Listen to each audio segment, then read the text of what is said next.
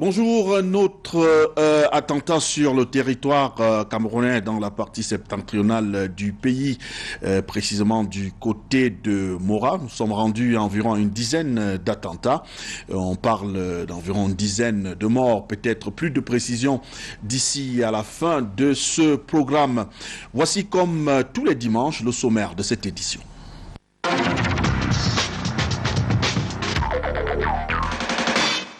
Bonjour.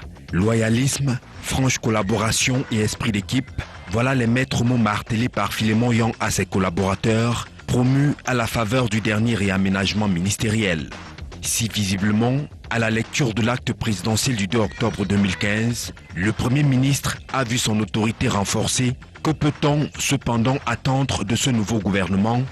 De plus, en choisissant un réaménagement plutôt qu'un remaniement ministériel, Paul Biya voulait-il simplement sanctionner les indisciplinés ou les maillons faibles de son appareil gouvernemental?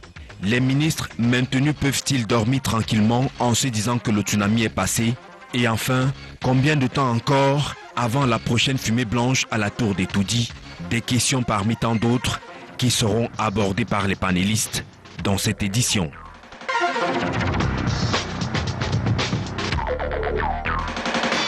Édition spéciale consacrée justement au réaménagement gouvernemental. Nous parlons des dossiers qui attendent les ministres nouvellement nommés.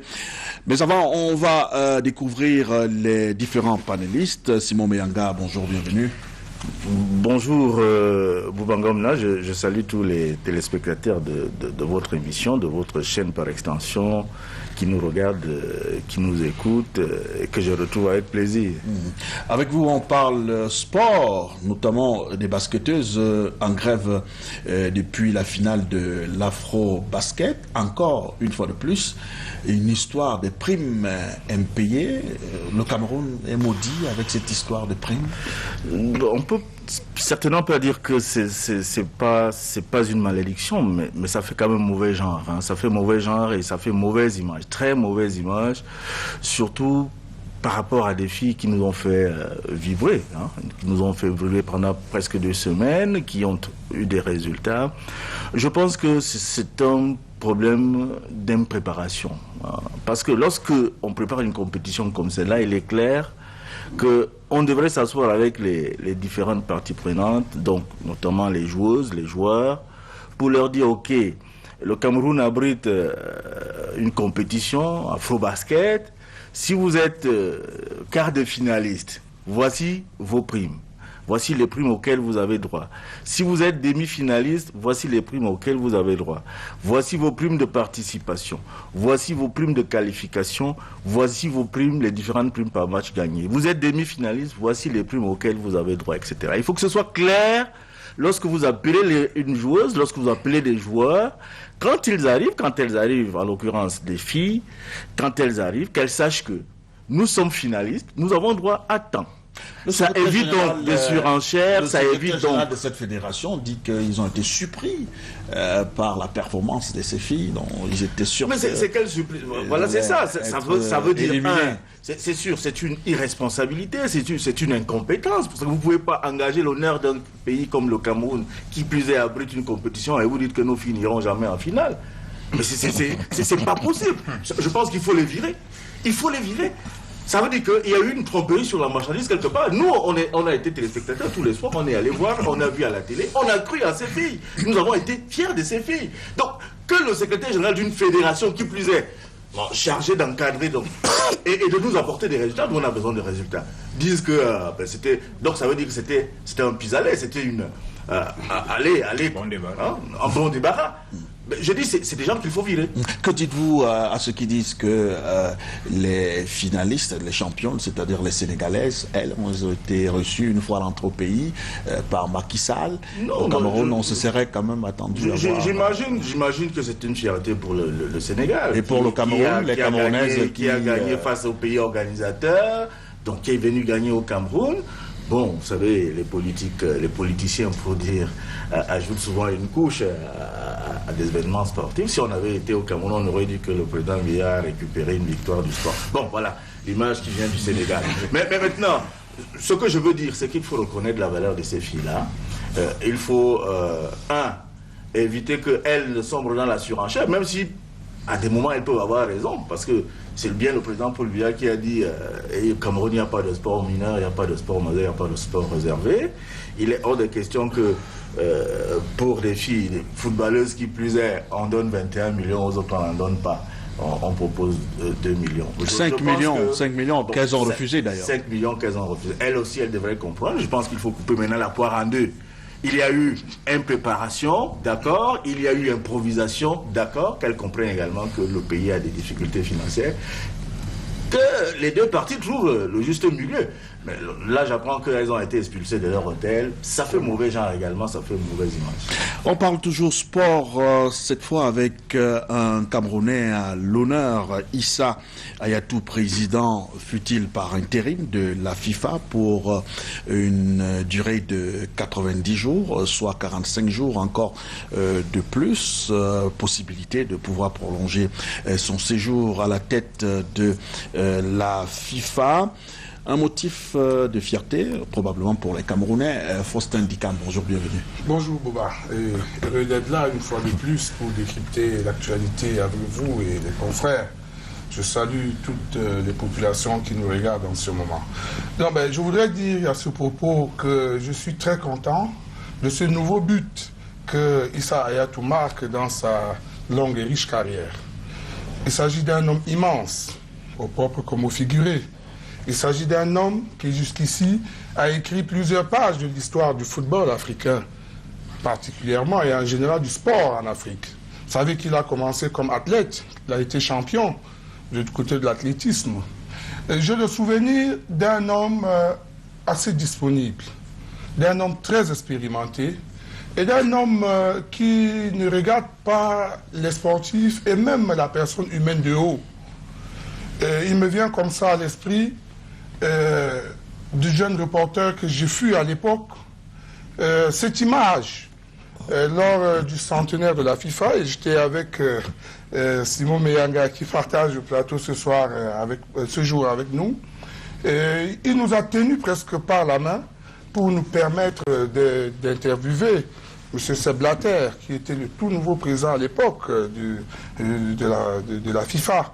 Et pour nous, c'est resté une image de simplicité, une image d'un homme humble que nous avons toujours observé en la personne de Issa Hayatou. Même si il avait été désigné pour un jour, ce serait une très grosse victoire déjà pour les Africains et pour lui-même. Et je lui souhaite bon vent.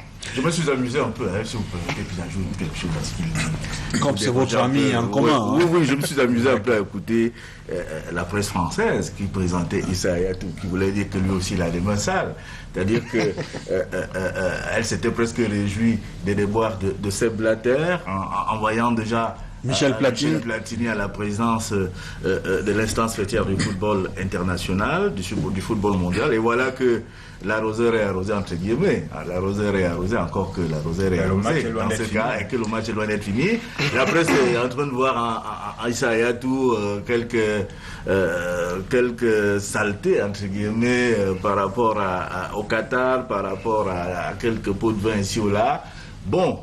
De toutes les façons, comme le disait quelqu'un dans les réseaux sociaux en Cameroun, disait même si c'était pour un jour, le Cameroun est sur le toit du football. On l'a accusé de tout, d'avoir détourné 1,9 million de dollars, 900 000 $. Les Américains sont venus à la FIFA, ils ont enquêté pendant 1 an et demi, ils n'ont rien trouvé. Tout ce que la presse occidentale fait en ce moment, cela ressemble un peu à du mépris pour un homme qui a mis le football au niveau qu'on lui connaît. Je crois que nous gagnerons avec humilité à respecter la personne du président Hayatou et de lui permettre de bien travailler pour que le football mondial en général rebondisse. Parce que vous savez très bien les problèmes qu'il y a là-bas en ce moment. Et le président Hayatou est la personne la mieux indiquée. Lui-même il a dit. Contrairement à ce que les uns et les autres croient, c'est parce qu'il est le senior président, c'est-à-dire c'est le vice-président le plus huppé. Il est là depuis 27 ans. Ça fait 27 ans qu'il est vice-président de la FIFA. Il a été à tous les postes de la FIFA. Il n'y avait pas mieux que lui pour être à ce poste-là. Dieu a voulu qu'il soit là. Et nous croyons qu'il va nous honorer, il va honorer le Cameroun, il va honorer l'Afrique, et nous lui souhaitons bon vent. En tout cas, les carottes ne sont pas encore cuites pour Michel Platini, qui a contre-attaqué avec cette décision à travers ses avocats. Et donc, il a encore une durée de 14 jours pour être tout à fait on peut pas aller à la précis présidence de la pour FIFA avec ça. pouvoir justifier ou prouver sa culpabilité ou son culpabilité dans cette affaire qui le concerne avec le président Sepp Blatter. Troisième invité sur ce plateau, Roger Betala, bonjour, bienvenue. Bonjour Bouba, merci de m'avoir invité à ce plateau magnifique.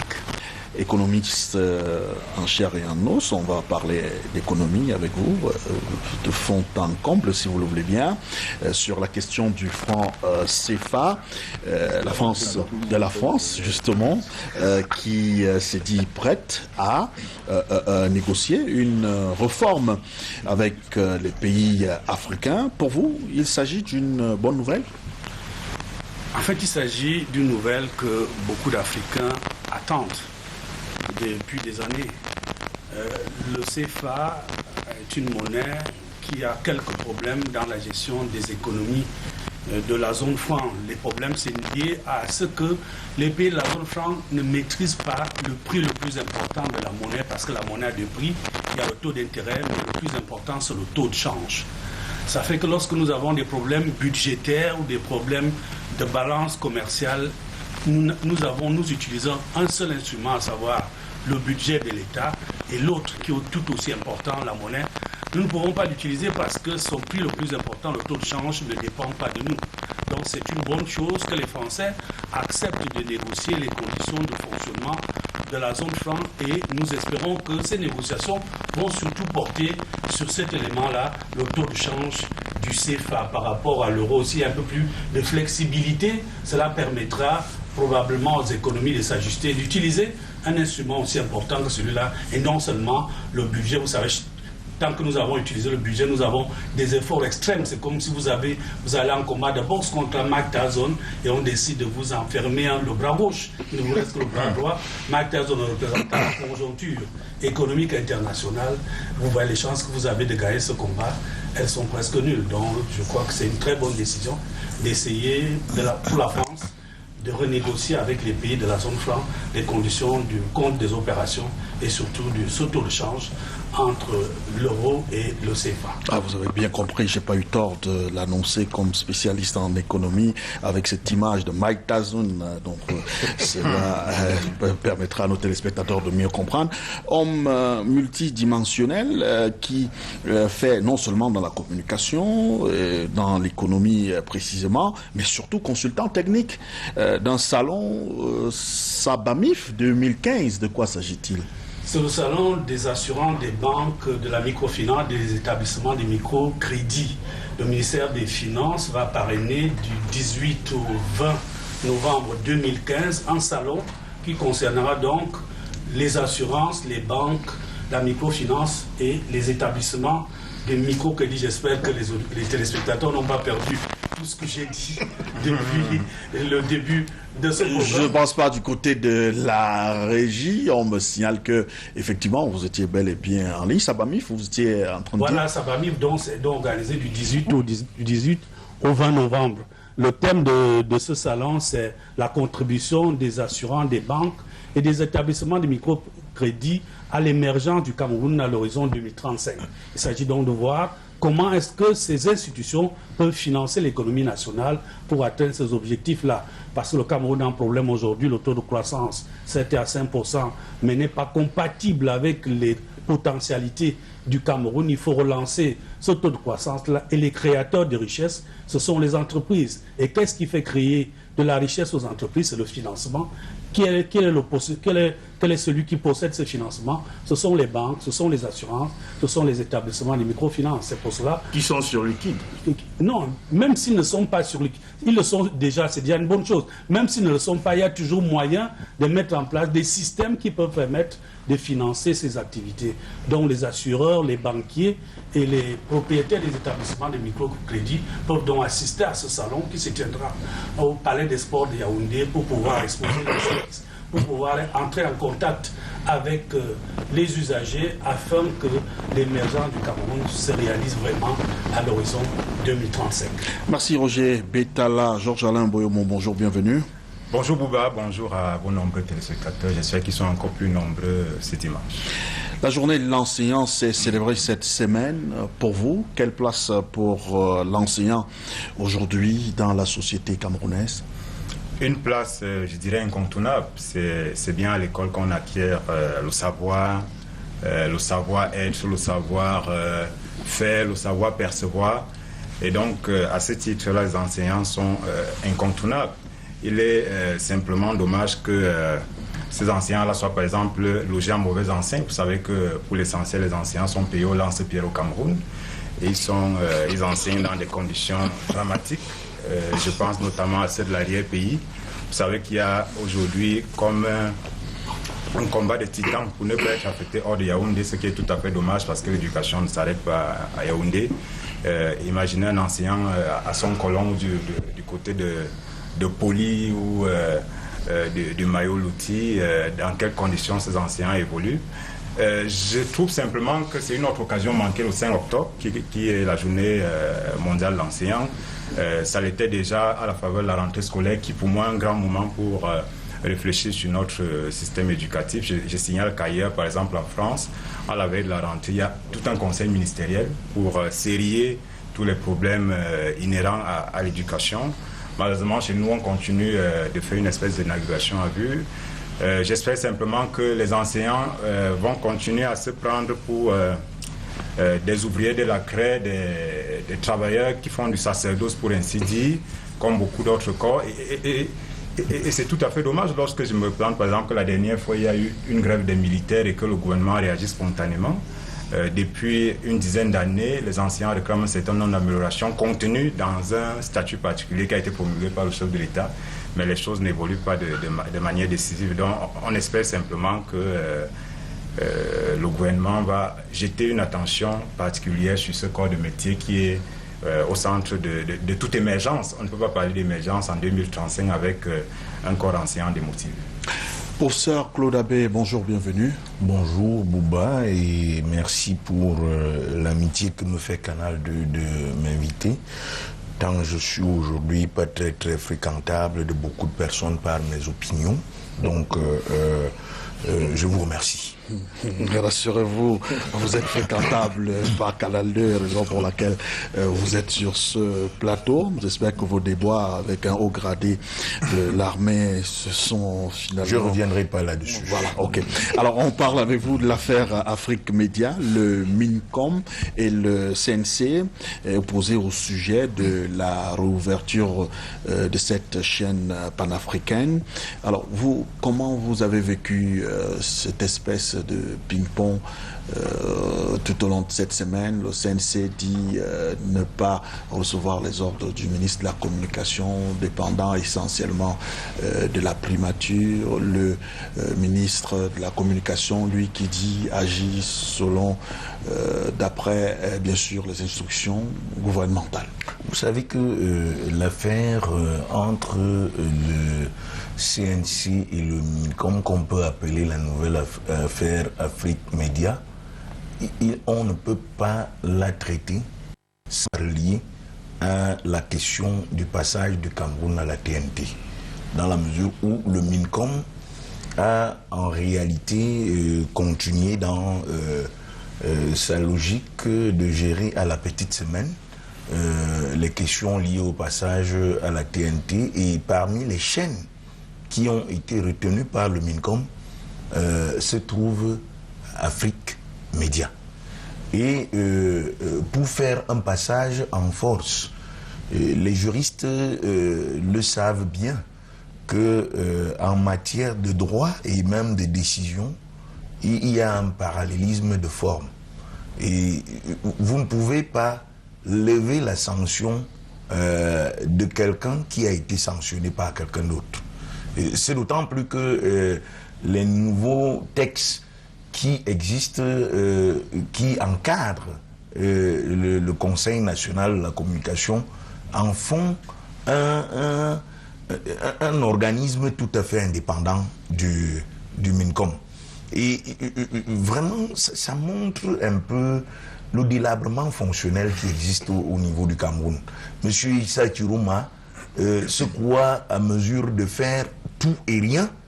Après ce qu'on sait dans le scandale, justement, du passage à la TNT, sa bagarre qu'il menait avec monsieur Moutazé, passé aujourd'hui au niveau d'un autre ministère, il veut rebondir à travers cela et je trouve ça nauséabond.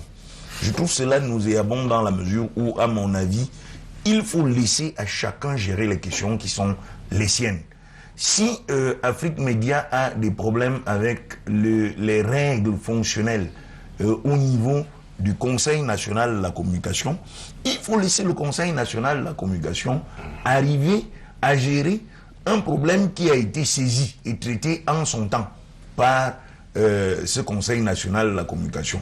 Aujourd'hui, que le ministre, j'ai comme une impression que, et ça me permet, peut-être on en parlera, mais ça me permet de me poser la question sur l'utilité des réaménagements au Cameroun. Voilà quelqu'un qui aurait été viré en bonne et due forme parce qu'il ne fait pas le travail précisément pour lequel il a été désigné à cette affaire-là. Okay, et à mon avis, c'est regrettable. Ok, d'accord. Heureusement pour ça, Claude Abbé, c'est pas à vous que revient la décision de le virer. C'est le président qui s'insulte le travail. La République, non, lui a décidé de Monsieur Meyanga, vous ne pouvez pas me dire que c'est le président qui s'insulte.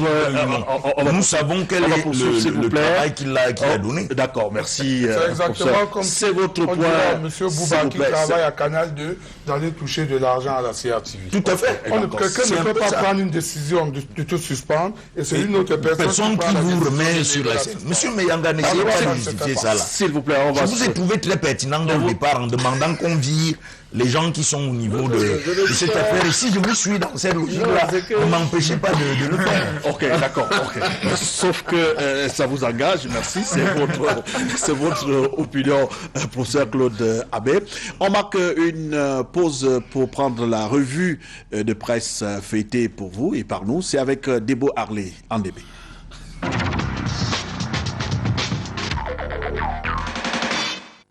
Édition spéciale de Cameroun Tribune entièrement consacrée au réaménagement du gouvernement. C'était samedi 3 octobre, au lendemain de cet acte présidentiel. Le quotidien national bilingue dresse le portrait des ministres promus et mutés et présente enfin l'album du gouvernement Yang Filmon du 2 octobre 2015. Un gouvernement de mission perçu par Hot News comme le début de la fin d'une récréation qui n'a que trop duré. Paul Biya, le maître du temps, du choix et de l'opportunité, remet les pendules à l'heure. Pour le financier d'Afrique, le réaménagement a mis un accent particulier sur les 7 grands secteurs de l'économie camerounaise en vue de l'accélération de la croissance économique pour la rendre plus forte, durable, inclusive et génératrice d'emplois. Très probable candidat à la présidentielle de 2018, Paul Biya, selon le défi actuel, se donne à travers ce gouvernement les moyens humains pour présenter un bilan positif de son mandat. Inutile donc de bosser avec les losers d'une CAM. Le département qui vit une tragédie après l'éviction de ses 2 fils ministres prénommés Pierre, l'un Moukoko Mbonjo et l'autre Titi. Résultat des guerres interminables et batailles fratricides auxquelles se livrent ces personnalités qui ont perdu les élections chez elles. Interrogation cependant pour Aminatou Aïdjo qui avait battu campagne aux côtés du RDPC et à qui on prédisait une ascension figurant dans le sérail. Paul Biya l'a-t-elle oublié, s'interroge Tribune d'Afrique. Évident que son cas intrigue émergence, c'est d'autant plus que la Benjamine du premier président camerounais vit toujours sous haute surveillance militaire dans un établissement hôtelier de Yaoundé. Il y a Aminatou Aïdjo, il y a également Lokam Bengo. Émergence une fois de plus s'interroge. Le chef de l'État aurait-il déclenché le mécanisme de descente aux enfers ou plutôt le punir comme le dit si bien Prospective Nouvelle? Pour notre confrère, le scandale sur les avions chinois MA60, la grève et la marche à Yaoundé des militaires, la gestion catastrophique des dons aux forces de défense et de sécurité entre autres sont à l'origine de son atterrissage forcé au ministère des Transports. Atterrissage puis virage pour une mission commando. Selon le quotidien de l'économie, le nouveau ministre des Transports trouve sur sa table des dossiers épineux auxquels il devra apporter des solutions dans l'urgence. Baoba Hebdo rapporte si bien que Paul Biya a congédié les recalés et les éperviables, écarté les ministres indisciplinés et ceux confrontés aux enquêtes judiciaires. Beaucoup des ministres sortants considèrent d'ailleurs que leur malheur pour la plupart vient de l'immeuble Étoile. Et l'auteur de leur limogeage n'est autre que le premier chef du gouvernement qui installe ci-devant les nouveaux promus avec objectif travailler dans un esprit de collaboration et d'équipe. Du pipeau pour mutation qui croit que dans cette affaire, on a attendu longtemps pour rien. Le gouvernement est toujours pléthorique et fermé, la satisfaction des femmes mesurée, les clients de l'épervier maintenus. Sur l'épervier, le Zénith Dike Simegne et Joseph Désiré Nguénan seront bientôt devant les juges du TCS pour répondre d'un présumé détournement de plusieurs milliards de francs CFA au cours de leur gestion de la Cameco émaillée de scandales financiers. Sur haute instruction du chef de l'État, selon le point hebdo, le OK aurait déjà été donné pour l'occupation définitive et immédiate des nouvelles cellules à la maison d'arrêt de Kondengui. Et du coup, la panique s'est emparée des ministres récemment limogés, secteurs voulant partir du pays, craignent des représailles de la justice. Repère qualifie d'ailleurs ces départements ministériels de grands corps malades, gangrenés par la corruption et l'inertie. À se demander avec mutation que valent vraiment les enquêtes de moralité. Autant le président de la République nomme des personnes dont la rectitude morale est querellée. La MIFI, à son tour, revendique sa place au gouvernement. Selon l'orphelin, depuis des lustres, aucun fils de ces départements n'a occupé un poste ministériel ou de directeur général. On reste dans la MIFI en faisant un tour au marché B de Bafoussam pour voir qu'il est toujours en ruine 2 ans après l'incendie. La construction annoncée n'est toujours pas effective. Effective comme l'arrivée des pèlerins du retour de la Mecque, un retour dans la douleur et l'émotion marqué par la bousculade des Mina où de nombreux compatriotes ont d'ailleurs péri. Le président de la République veille d'ailleurs sur les blessés encore en Arabie Saoudite. Là-bas, il a dépêché le secrétaire d'État à la santé publique pour s'assurer du suivi et de la prise en charge et soutenir les pèlerins encore marqués par ce drame du 24 septembre dernier. Paul Biya, qui a reçu le 7 octobre dernier un envoyé spécial du président de Guinée équatoriale. Agapito Mbamoukui, porteur d'un pli fermé destiné au président de la République. Avant le ministre équato-guinéen des Affaires étrangères et de la coopération, Paul Biya avait reçu Stéphane Fuchs. Selon The Sparks, le vice-président du groupe de communication Havas est venu discuter avec le chef d'État camerounais sur l'organisation en 2016 d'une conférence internationale pour l'investissement au Cameroun. On attend.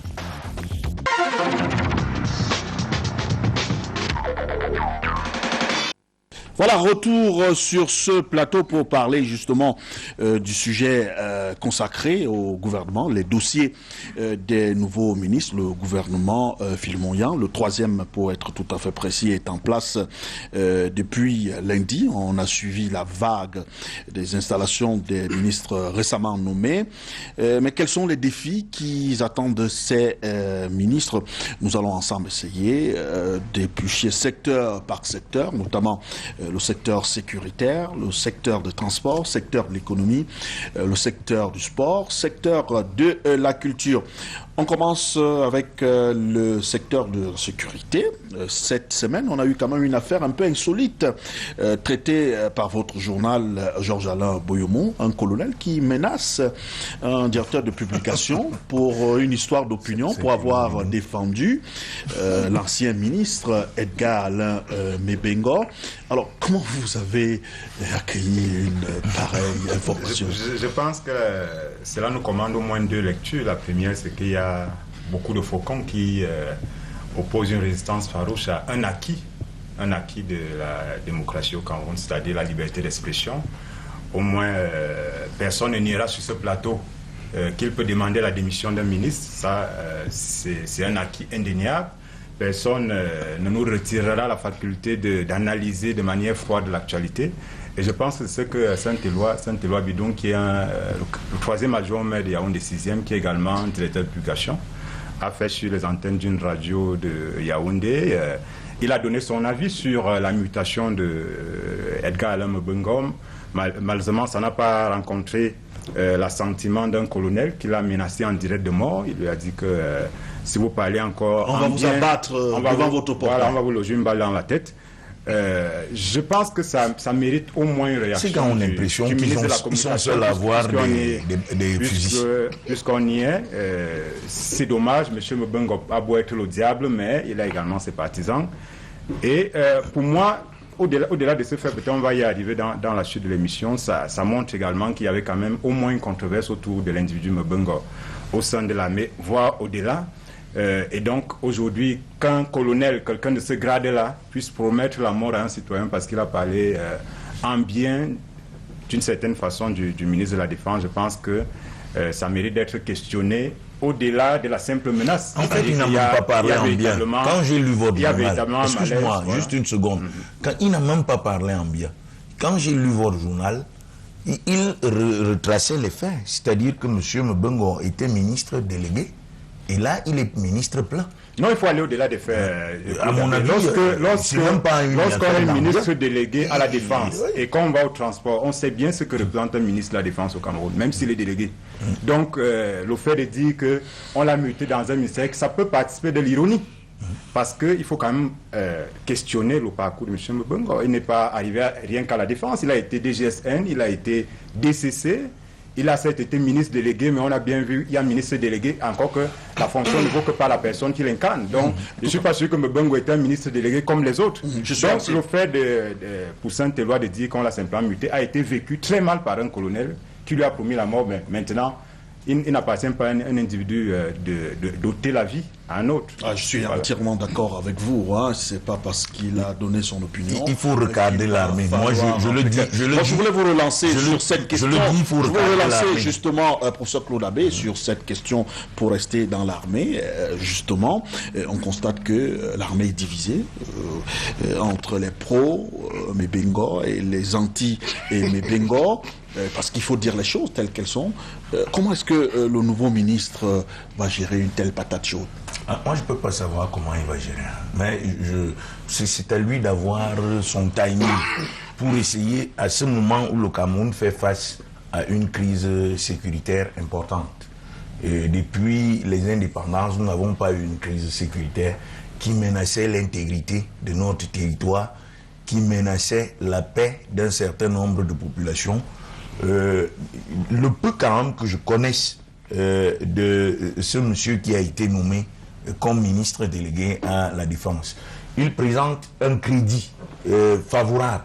Mais maintenant, il va falloir juger le maçon au pied du mur. Et peut-être sortir des esboufferie auxquelles on a été habitué avec un certain nombre de ministres qui, par le passé, se prenaient pour le nombril du pape. Et se prenait pour Jupiter, pour la cuisse de Jupiter en réalité, en essayant de redonner la confiance nécessaire non seulement aux gradés, mais également à l'ensemble des troupes pour qu'elles soient mobilisées pour l'essentiel. L'essentiel qui est de sauvegarder la paix et l'intégrité du territoire. Mais je finirai en disant qu'il faut, à mon avis, aujourd'hui recadrer l'armée. Et savoir que les hommes en tenue ne sont pas les seuls à posséder des armes. Parce qu'en réalité, ils profèrent à tout le monde, à chacun, une possibilité de vous loger une balle. La balle, vous avez beau être formé pour les métiers des armes. Quand je tire, si je tire avant vous, vous êtes mort.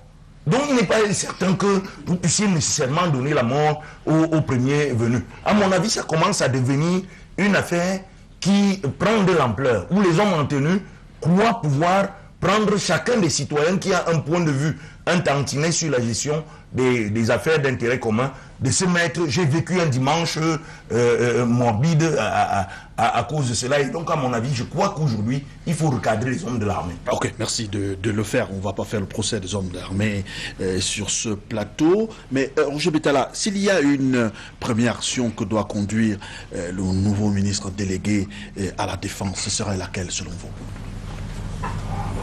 Le nouveau ministre délégué à la Défense, l'action qu'il doit mettre en place, je crois, c'est essayer de rassurer les uns les autres, parce que la sécurité est également liée à la confiance que les uns et les autres ont vis-à-vis des institutions qui gouvernent la République. Donc le ministre délégué, je crois qu'il est habitué à ce genre de manœuvre. Il a été gouverneur à l'extrême nord, il sort, on me dit que mon micro n'est pas bien placé, je reprends donc, je dis, le ministre délégué à la Défense, c'est quelqu'un qui a de l'expérience à mon avis.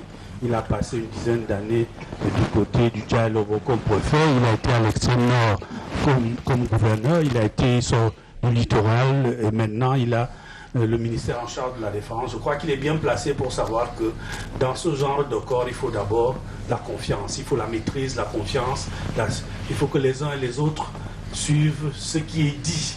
Il faut le respect de la hiérarchie. La discipline est très importante pour les armées. Pour qu'une armée soit forte, il faut qu'elle soit disciplinée. Et je crois qu'il faut mettre cette discipline-là, qui est déjà là, parce que nous avons des succès vis-à-vis de toutes les forces hostiles au Cameroun. La n'est pas là. Mais la preuve, c'est qu'ils ont marché là. Ils ont peut-être marché, mais le problème a été résolu. Il faut donc mettre en place cette discipline-là. Je crois que c'est le premier dossier auquel il devra faire face. Faux syndicat. Oui, moi je suis très étonné par cette escalade de la violence et dans les propos des gens qui sont en réalité chargés de nous rassurer. Lorsque un officier de l'armée se permet de menacer publiquement un journaliste, qui plus est un homme politique, de cette manière, je dis que nous sommes un tout petit peu habités par cette absence pathologique de la mémoire. Parce que j'ai l'impression que dans notre pays, chaque fois qu'un ministre quitte un poste pour un autre, ou bien qu'il est démis du gouvernement, il devient subitement l'homme à abattre. Mais Bengo a beau être le diable qu'on peint aujourd'hui, mais Bengo a beau être l'homme qu'on ne voulait plus voir à la tête de l'armée camerounaise, mais de grâce, mesdames et messieurs, n'oublions pas et ne fermons pas les yeux sur ce que ce monsieur a quand même fait pour l'armée camerounaise depuis le temps qu'il est arrivé là-bas. Il a certainement fait aussi des bonnes choses. Personne n'a pas. Il a certainement fait de bonnes choses, comme il en a fait des choses peut-être pas tout à fait appropriées, mais nous ne pouvons pas le peindre aussi noir que je l'entends dire ici et là. Et puis, il a été envoyé dans un ministère qui ne serait pas un ministère de souveraineté, mais ô combien de fois important pour l'économie de notre pays. Vous savez très bien ce que représentent les transports. Et ce ministère, ce que ça porte comme affaires économiques pour la gestion et pour l'évolution de notre pays. Moi, je pense que, honnêtement, nous devons avoir le sens du recul et de la mesure lorsqu'il faut apporter un jugement de valeur sur des personnalités. Encore que nous, en tant que journalistes, nous sommes là pour juger les gens sur leur travail. Moi, j'aurais aimé qu'on nous dise ici que oui, il y est allé, il est parti de là parce qu'il y avait telle chose et telle autre qui ne marchait pas. Mais quand un journaliste donne son opinion, je ne trouve pas normal qu'un officier de l'armée se cache derrière son petit doigt pour appeler au téléphone et dire qu'il va tirer. Comme a dit le professeur tout à l'heure, c'est pas seulement le colonel ou l'armée qui a le monopole de la force. Et puis s'ils veulent qu'on transforme le Cameroun en bandit, moi je peux descendre à Madagascar, prendre aussi des bandits. D'accord, c'est pas de ça qu'il s'agit pour ça. D'accord, moi j'ai grandi en plein milieu. On sait, d'accord. Ça c'est réel. Vous n'avez pas besoin de nous rappeler. Les gens pensent qu'ils ont le monopole du désordre. D'accord, ne nous rappelez pas cela, on le sait déjà. Merci de le faire. Alors, on reste dans le débat, si vous permettez, Simon Muyanga. Est-il facile de remplacer un ministre qui a mis 7 ans à la tête d'un ministère de souveraineté? Oui. Et pourquoi? Oui, c'est pour trancher, pour vous dire à vous tous, parce que je vous écoute depuis longtemps, qu'il ne s'agit pas d'un problème d'individu. Vous comprenez? C'est pas un problème de personne. Il ne faut pas personnifier ou personnaliser les fonctions publiques, qui plus est celles des ministres. Je sais qu'au Cameroun, il n'y a qu'un seul chef suprême des armées, c'est le président de la République. Les institutions... C'est lui qui a le timing. C'est lui qui sait qui il met à la tête de l'armée. Donc le problème n'est pas un problème, je dis c'est marginal de discuter des individus de leur avenir. C'est-à-dire que tel peut passer, vraiment, le Cameroun doit pouvoir rester et doit rester. La question c'est quoi? Le nouveau ministre est arrivé, il y a des défis. Le professeur l'a dit, défi sécuritaire. Moi, j'ai assisté à la première prise de parole de ce ministre-là qui a dit que la défense de la nation n'est pas qu'une affaire des forces armées, c'est une affaire de tout le monde, de toute la population. Donc, première chose, il sait, c'est un défi. La deuxième déclaration de ce ministre, il dit, je suis désormais dans un département ministériel où on agit plus et on parle peu. Donc ça veut dire qu'il est conscient. Ça veut dire que la fonction ne dépend aussi pas la personne. Il est conscient de ce qu'il y a à faire. Donc ce que je voudrais dire, c'est que Bettel a parlé d'un retour à la confiance, d'accord, mais il y a des défis sécuritaires et tout le monde le sait, et donc c'est facile de le faire avec le concours de tout le monde. Il faut éviter, ce que je voudrais critiquer ici, c'est qu'il faut éviter de personnifier et personnaliser une fonction ministérielle. On n'est que des serviteurs, et le président de la République peut utiliser n'importe qui, n'importe quand, comme il veut. Alors, je passais à Yaoundé, apparemment, vous ne les avez pas. Bon, c'est peut-être le bling-bling, ce bling-bling qui a énervé les gens. Et globalement, vous ne pouvez pas avoir un capital d'antipathie avec cela. C'est-à-dire que si vous pouvez partir d'Oudja à votre ministère et que vous bloquez à un moment donné la circulation, il est normal qu'on récolte ce qu'on a semé. Oui, mais à un moment, on ne peut pas encourager les gens à prendre en mal un Camerounais qui avait probablement ses travers. Chacun d'entre nous a un certain nombre de travers. Au-delà des cortèges, bling-bling et autres, il y a quand même des choses essentielles sur lesquelles on devrait pouvoir juger le travail d'un membre du gouvernement. C'est pour ça que je voudrais qu'on ne s'attarde pas. Les marches des militaires. Il fallait donc que le président de la République et le chef des armées tirent les conséquences. On ne s'attarde pas. À mon avis, c'est un monsieur qui aurait dû être viré. Inspiré encore de M. Meyanga. Parce qu'il a démontré justement qu'il n'était pas capable de gérer cette armée-là. Personne n'a jusqu'alors permis que l'armée se retrouve dans la rue. Ce n'était pas un événement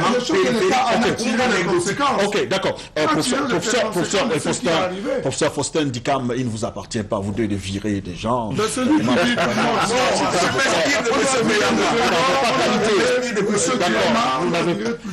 D'accord. Je crois qu'il y a quelqu'un qui distribue les points et qui le fait si bien jusqu'à présent.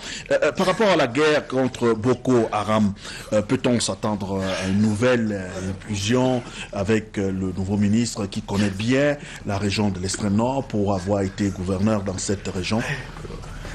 Je pense que c'est son principal atout, comme Roger l'a dit tout à l'heure. Elle a été gouverneur de l'extrême nord et je peux vous assurer que ce n'était pas un gouverneur qui pantouflait dans son bureau. C'était quelqu'un qui allait effectivement sur le terrain, quelqu'un qui était très en contact avec les populations, quelqu'un qui a développé une certaine proximité avec les chefs traditionnels. Je pense que ce sera son principal atout. Maintenant, il va de soi, et là c'est une déclaration forte qu'il a fait, qu'il faudra moins de déclarations. Il faudra moins de déclarations et plus d'actions. Il faudra également moins d'ostentation. Et c'est là où je signale à Simon Meyanga que la fonction ne vaut que par la personne qui l'incarne. Donc, M. Betty Assomo, partout il a passé, on a vu son sens de la modération. On a vu également que lorsqu'il fallait s'armer de courage pour prendre des décisions, il les a prises. Je me rappelle de cette commission qui a été mise sur pied dans l'auditoire lorsque des gendarmes et des gardiens de prison se sont bagarrés. Il a pris des sanctions. Je pense c'est également cela, ça dit qu'il faut savoir manier la carotte et le bâton. On a parlé tout à l'heure de la grève des militaires. D'accord, on va dire l'Union africaine avait sa part de responsabilité, mais je pense qu'en interne, il y a des choses qui ont été gérées de manière, j'allais dire, cavalière. Et c'est pour ça que le malaise s'est accru au sein de la Grande Muette. Donc, il n'y aura pas, voilà. On ne peut pas dire qu'il y aura une révolution, parce que, comme M. Betty l'a dit, il n'est que ministre délégué. Il y a un chef suprême des armées qui définit la stratégie, qui conçoit la tactique, et donc, il va simplement s'insérer dans le moule, et avec sa personnalité, avec son sens de compréhension de cette guerre, il va essayer d'apporter sa touche et moi, je place beaucoup de confiance. Alors, Roger Betala, sur le front, justement, il y a une petite révolte, on va dire ici un malaise, avec les sous-officiers, les soldats de rang qui se plaignent de ce que chaque fois les hauts gradés, entre guillemets, bouffent leur ration. Je pense que le ministre doit s'atteler à résoudre ce problème. C'est pour ça que lorsque j'ai pris la parole, j'ai parlé de confiance, instaurer la confiance dans les troupes, la confiance en la hiérarchie, c'est très important. Et ce sur quoi je veux vraiment insister, c'est que le Cameroun a ce que les marketistes appellent un produit d'appel. Le produit d'appel du Cameroun a toujours été la paix.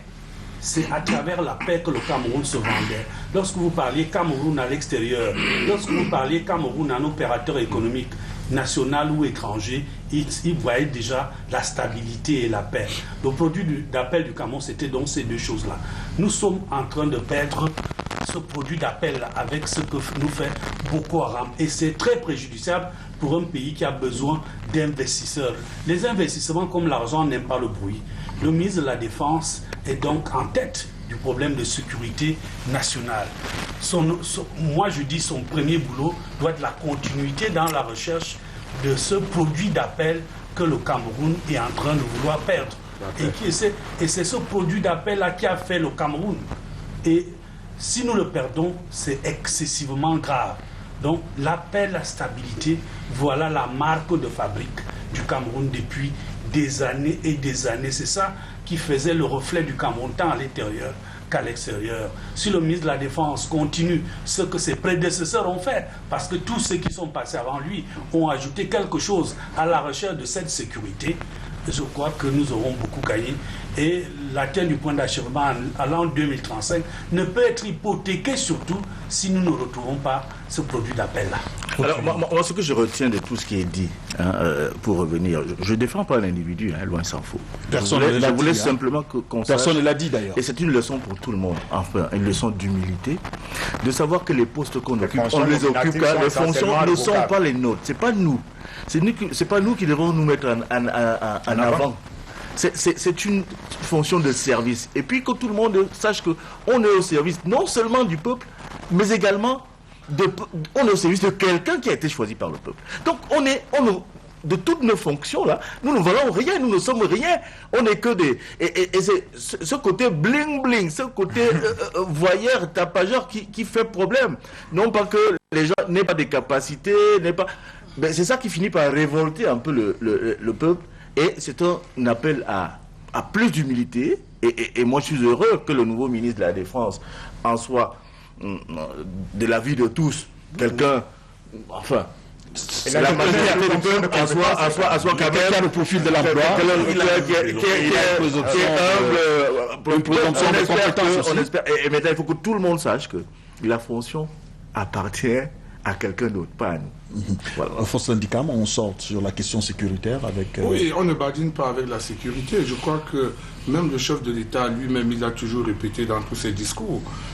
Un pays où on ne peut pas maîtriser les problèmes de sécurité, c'est que c'est assez grave. Le grand frère Betala l'a dit dans ses propos tout à l'heure. Le président de la République est le véritable ministre des Armées. C'est lui le chef des armées. Alors lorsqu'il se rend compte qu'il y a des choses qui ne marchent pas, il prend ses responsabilités et il tire les conséquences. Il l'a fait, il assume. Et puis maintenant, à celui qui l'a mis à la place du ministre Mebengo de continuer à rendre le Cameroun enviable, de continuer à rendre le Cameroun plus fréquentable. Parce que n'oubliez jamais que Boko Haram nous joue des sales tours. Et les sales tours que Boko Haram nous joue ont une implication économique très grave.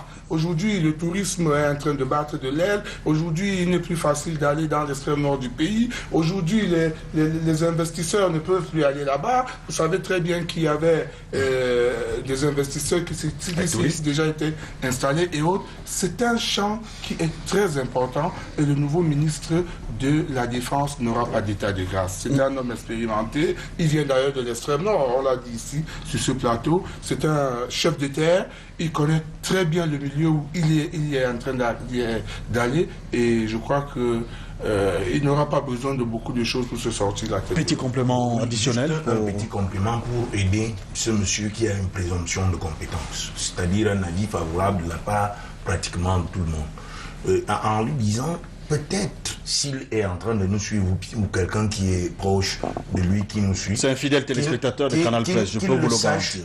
Qu'il faut peut-être qu'il comprenne, qu'il arrive à faire sa petite enquête sur les choses qui ont fâché dans la collaboration de son prédécesseur avec les responsables de l'armée et puis l'armée.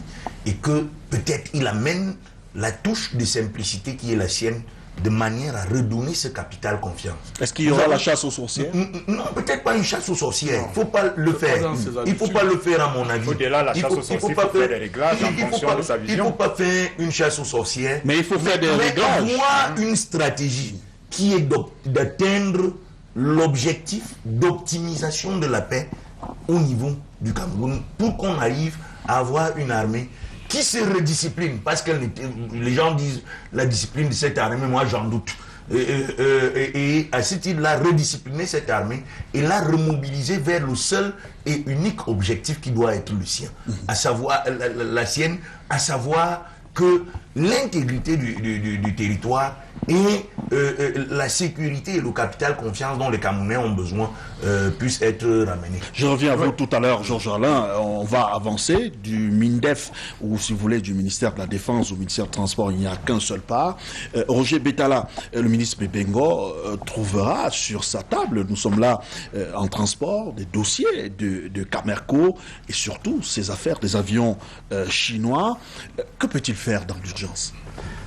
Ce que le ministre va faire dans l'urgence, c'est déjà, il y a le problème de la sécurité routière. Moi, je commence très bas, la sécurité routière. C'est un combat qu'il faut gagner.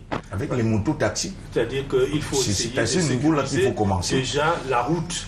Parce que c'est par la route que la plupart des marchandises et des services camerounais passent. Donc déjà, il faut maîtriser la route. Là. Son prédécesseur a commencé ce combat, il faut le continuer. Si nous maîtrisons la route, vous avez par exemple l'axe Yaoundé, N'Djamena, l'axe Yaoundé, Bangui, il y a même tout le tour entre Yaoundé et Douala. Si nous sécurisons la route, si gagne le combat de la sécurité de la route, je suis persuadé que les spécialistes estiment que le Cameroun peut gagner 1 à 2 points de croissance si nous sécurisons la route et nous permettons qu'il y ait des échanges véritables entre les différentes parties du Cameroun. Parce que les échanges, ça ne doit pas seulement être entre le Cameroun et les pays voisins. Il faut déjà qu'il y ait une fluidité dans le transport des biens et des marchandises et des services dans le Cameroun. Et dans les airs maintenant. Et dans les airs, il y a le problème de Camerco.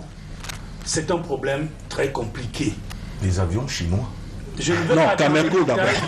Les avions chinois, c'est dans Camerco. Ces avions devaient servir à notre compagnie de transport aérien. Camerco est une structure qui a des problèmes déjà, des problèmes congénitaux. C'est-à-dire lorsque un pays comme le Cameroun, qui a les moyens limités, décide de mettre en place une compagnie de transport. Non, quand le Cameroun a des problèmes. C'est 1 milliard de subventions par an. Non, un pays comme le Cameroun qui a des problèmes, c'est un pays en développement, c'est un pays sous-développé qui a donc des moyens financiers limités. Lorsque vous avez une compagnie qui vient de ce pays, ça ne peut pas être facile. Vous voyez aujourd'hui Air France, KLM a des problèmes. Vous voyez la France, plus les Pays-Bas.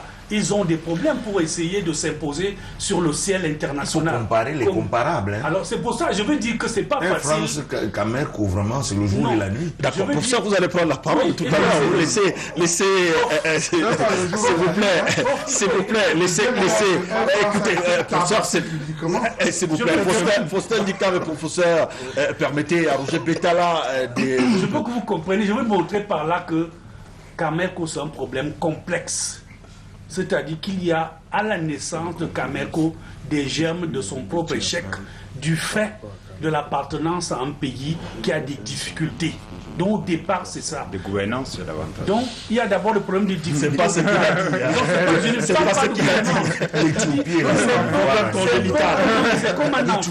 C'est comme un enfant qui naît dans une famille, le père est au chômage, la mère n'a pas grand-chose à faire. Cet enfant a plus de difficultés que celui qui naît chez le professeur, qui lui a les moyens de pouvoir envoyer ses enfants dans des écoles privées. Donc quand même, quoi, ce problème. Et après, donc, cela s'ajoute donc les autres problèmes de gestion. C'est un dossier complexe. Je crois que l'État a mis en place un certain nombre de solutions qui sont en train d'être implémentées. Ce que le ministre des Transports a fait, c'est prendre contact avec ce dossier et essayer, lui aussi, à partir des propositions du gouvernement, donner son point de vue pour que nous ayons cette compagnie, parce qu'il est important d'avoir une compagnie de transport. D'abord, c'est une marque de fabrique pour le Cameroun, et ensuite, ça permet aux gens, aux hommes d'affaires, de dire que le Cameroun est un pays sérieux, parce qu'il y a quand même des pays de même niveau que nous qui essaient de gérer des compagnies de transport aérien. Donc c'est un dossier compliqué, mais je crois que c'est un battant qui va se démettre. Sur la question justement de la compagnie aérienne, je crois que le débat a été tranché. On parle de la création d'une autre compagnie aérienne qui, celle-là, devra uniquement en servir au niveau national, mais une compagnie qui ne vient pas tuer Camerco.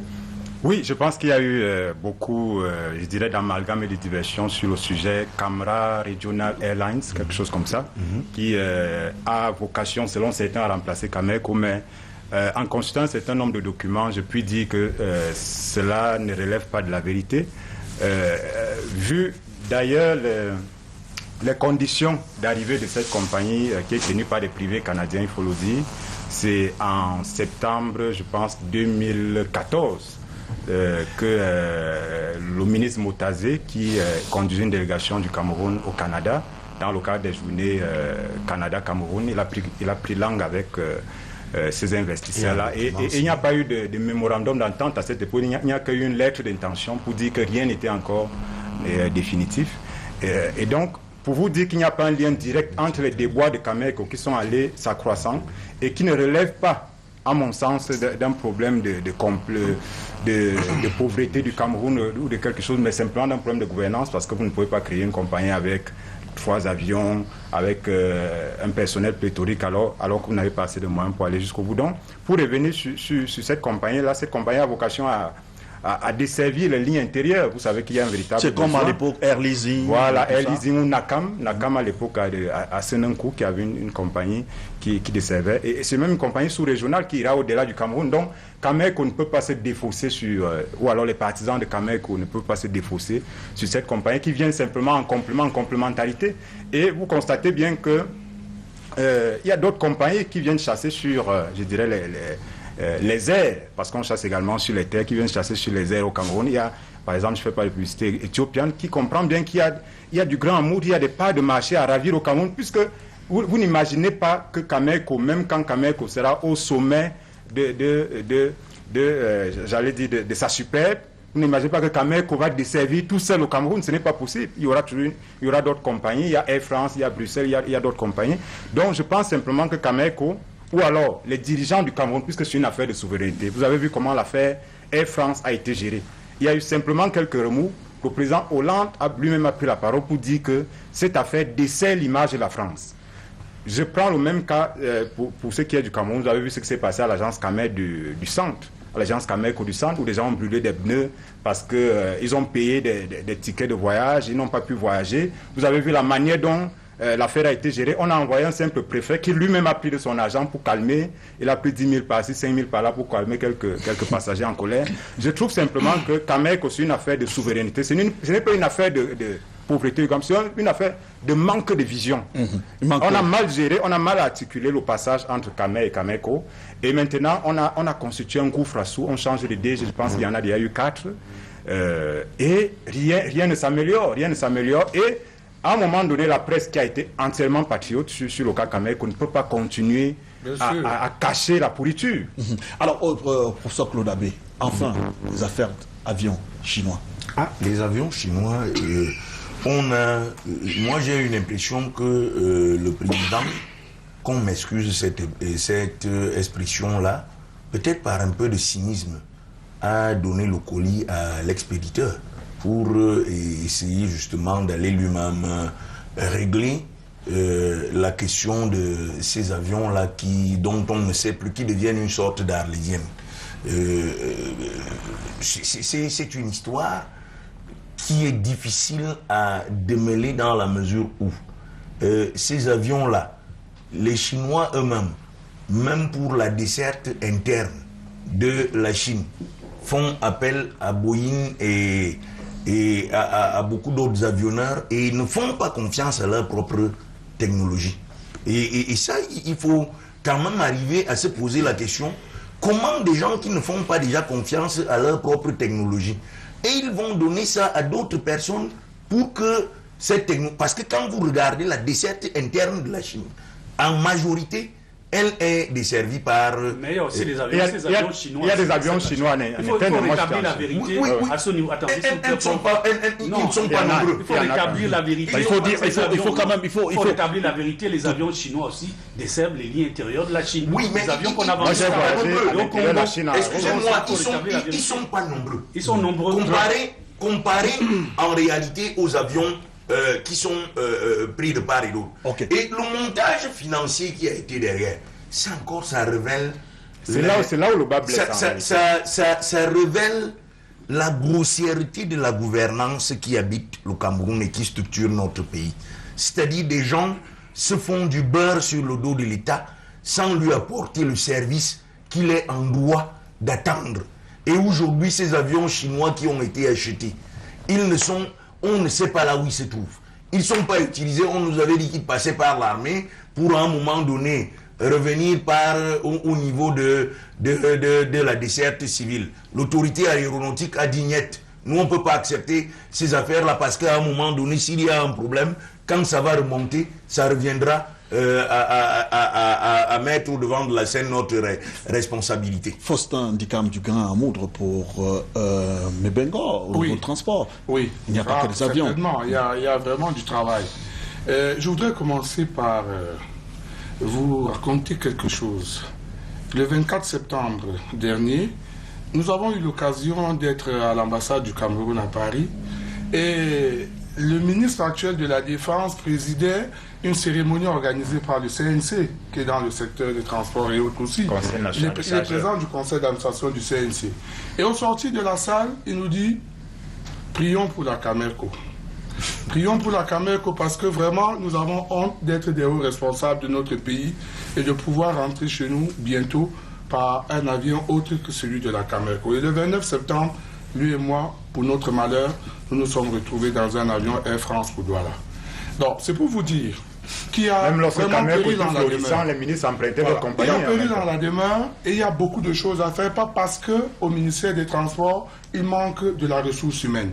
Nous avons de la ressource humaine. Il y a un ministre délégué au transport qui a déjà vu défiler devant lui au moins 3 ministres. C'est un spécialiste des problèmes de transport. C'est un professeur d'économie des transports. C'est quelqu'un qui a écrit plusieurs livres sur les transports. Il a fait de nombreuses propositions. Je l'ai rencontré plus d'une fois. Il m'a dit, pour le problème de la Camerco, j'ai fait des propositions au gouvernement. La Camerco, au stade actuel des choses, ne peut pas fonctionner tel qu'on l'a conçu.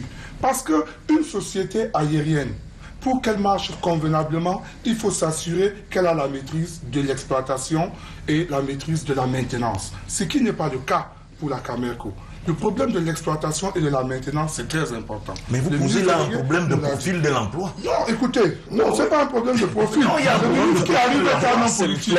On lui a joint des spécialistes qui peuvent... Il y a des directeurs là-bas qui sont des spécialistes des problèmes de transport. Pourquoi c'est lui qui est le profil de l'emploi? Ce n'est pas un problème de ressources. On a de la ressource humaine, mais il faut un peu de volonté. C'est un problème de coaching. Nous y arrivons. Le ministre Mebengo, s'il vous plaît, terminé. Le ministre Mebengo arrive au ministère des Transports dans un contexte de crise. Vous savez que le secteur des transports camerounais est en crise. Il arrive là-bas en mission. Il sait qu'il a une mission très importante. Et d'ailleurs, il a pris les taureaux par les cornes. Pour ceux qui étaient au ministère des Transports hier, ceux des reporters qui sont passés par là, le ministre Mebengo a réuni tous ceux qui sont en charge des problèmes de transport aérien. J'ai vu le directeur général de la Camerco aller chercher des documents rapidement dans son véhicule pour amener dans la salle de conférence où se trouvait le PCA et tous les responsables en charge de cette affaire. Le grand frère Betala l'a dit tout à l'heure, le problème Camerco tient non seulement le gouvernement à cœur, mais tout le peuple camerounais. Et c'est par là, justement, que le ministre Mebengo a commencé. Un demi-mot avant. Je sais que Simon ne va pas me refuser ça. Je voulais dire par rapport à Roger, il parlait tout à l'heure du problème de route et autres. Malheureusement, c'est un problème interministériel. Je ne pense pas que M. Mebengo, malgré sa volonté débordante, va constituer la panacée. La sécurité routière, qui concerne beaucoup de ministères, pas seulement le ministère des Transports. Il y a le secrétariat d'État, la gendarmerie, il y a même le ministère des Travaux publics, puisqu'il faut que la qualité des routes soit bonne. Et c'est pour ça que pour moi, c'est davantage un problème de coordination. Changer des gens, faire un jeu de chaises musicales, une petite rotation, ce n'est pas suffisant. Pour moi, le maintien du Premier ministre, pour moi, est un gâchis. Parce qu'il fallait mettre quelqu'un de plus ardu, de plus entreprenant. Non, mais il faut crever l'abcès quand il faut le faire. On ne peut pas changer des gens, on garde la coordination. Non, je crois que le président de la République... vous êtes un exégète du président de la République. Non, ce n'est pas il y a des problèmes, il faudra une meilleure coordination. Vous ne pouvez pas, M. Boyomo, dire qu'il fallait virer Je ne l'ai pas dit, je dis que c'est un gâchis. S'il vous plaît, aux uns et aux autres. Je crois que nous sommes venus ici. Faustin Dicam, s'il vous plaît. C'est mon analyse. Faustin Dicam, s'il vous plaît. Faustin Dicam, je vous en prie, permettez qu'on avance quand même, je vous en prie. Si on doit finalement virer tout le monde, on va vous virer aussi. Je serai obligé de vous virer de ce plateau aussi. Si vous continuez, vous voulez virer tout le monde, je vais vous virer de ce plateau si vous continuez. Alors, Simon Meyaga, il n'y a pas que les airs, il y a la route, il y a le problème de circulation que pose Roger Betala, et le problème des accidents. Donc cela nécessite une coordination avec le ministère, le secrétariat d'État à la Défense, et puis même la police également. Tout à fait, c'est tous les services, c'est tout ça qui fait l'État. Donc je pense que c'est déjà fait, il y a un embryon qui a déjà été mis en place, il faudra pouvoir veiller, pouvoir mettre des structures en place pour veiller à cette coordination-là, parce que les accidents de la circulation font beaucoup de mal au Cameroun. Il faudra veiller à la qualité de la route. C'est un journal de La Place qui avait fait un gros dossier sur la qualité des routes au Cameroun. Et donc... Et il faudra revenir dessus parce que je sais quand même que le ministère des Travaux publics est au cœur des ministères chargés de la conception des infrastructures au Cameroun. On a besoin de ça pour l'émergence du Cameroun, on a besoin de ça pour faire, pour atteindre la croissance voulue, pour atteindre l'émergence. Donc, il y a un problème de coordination qui va se poser. Mais davantage, je pense que cette coordination existe, mais il y a davantage un problème d'implication et de résultats à atteindre.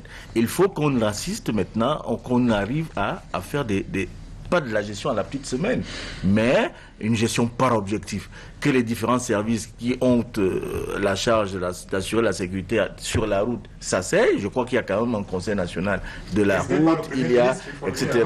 Donc voilà, il y a tout ça qui existe et donc qu'il faudra revitaliser, redynamiser pour qu'on voit, qu'on ne voit plus qu'on n'entende plus les discours, qu'on voit le résultat. Comme le ministère du Transport, je voulais dire quelque chose, c'est que le ministre Mbongo, c'est mon camarade de classe. Nous avons fait de la 6e en terminale à l'internat vote. Et je vous dis, c'est un battant. C'est-à-dire que c'est le genre d'homme C'est un fonctionnaire, ça c'est clair. Jamais l'éponge. Et vous allez vous voir, il va se mettre au travail, dépasser toutes ces spéculations. Non, mais c'est pas la équipe, il n'est pas seul. C'est une équipe, c'est un travail d'équipe. Depuis le 2 octobre, il est au travail. Nous sommes entrés en 6e le même jour et on a fait l'internat. Entre la 6e et 2015. Non, au-delà de son Entre la 6e et 2015, beaucoup doivent couler sous les ponts. Voilà, c'est ça que je voulais dire. Sauf qu'il n'a pas le profil de l'emploi. Son ministre délégué a plus au profil de l'emploi. Non, ça c'est selon vous. Maintenant, il faudra qu'il encadre les politiques. S'il vous plaît, avant de prendre le volumineux dossier consacré à l'économie, je ne sais pas si Ndikam voulait dire quelque chose. Non, Ndikam me soufflait à l'oreille là. Et il disait qu'il espère, parce qu'il y a toujours une tentation pour les ministres des Transports d'aller faire de longs séjours à Douala. Il espère que... pourquoi faire long séjour à Douala, pourquoi faire Ceux qui sont partis savent. Douala concentre une il n'est pas sérieux. On recentre un peu les choses pour dire aux téléspectateurs qui nous écoutent, qui nous a semblé que dans l'attente d'un remaniement ministériel, avec éventuellement la réorganisation du gouvernement, on a eu le réaménagement. Et le réaménagement a touché 3 secteurs essentiels. La sécurité, la restauration de l'autorité du Premier ministre et l'économie. Et c'est de ça qu'on est en train de parler. Restauration en quel thème? On parle de l'économie. Parce qu'on a, si vous permettez, mais le temps de repartir du côté de la régie, s'il vous plaît. Ok, s'il vous plaît, on va repartir du côté de la Faustin Dicam. Vous allez faire. Je vous avais déjà arraché la parole. Sinon, vous allez vous faire virer, Faustin Dicam. Alors voilà, on prend donc une pause maintenant pour prendre le reportage de la semaine consacré à cette affaire Afrique Média, Conseil national de la communication, ministère de la communication. Nos frères numiers sont allés sur le terrain. Voici leur éclairage, reportage de la semaine qui porte la griffe de Ardon Kefa.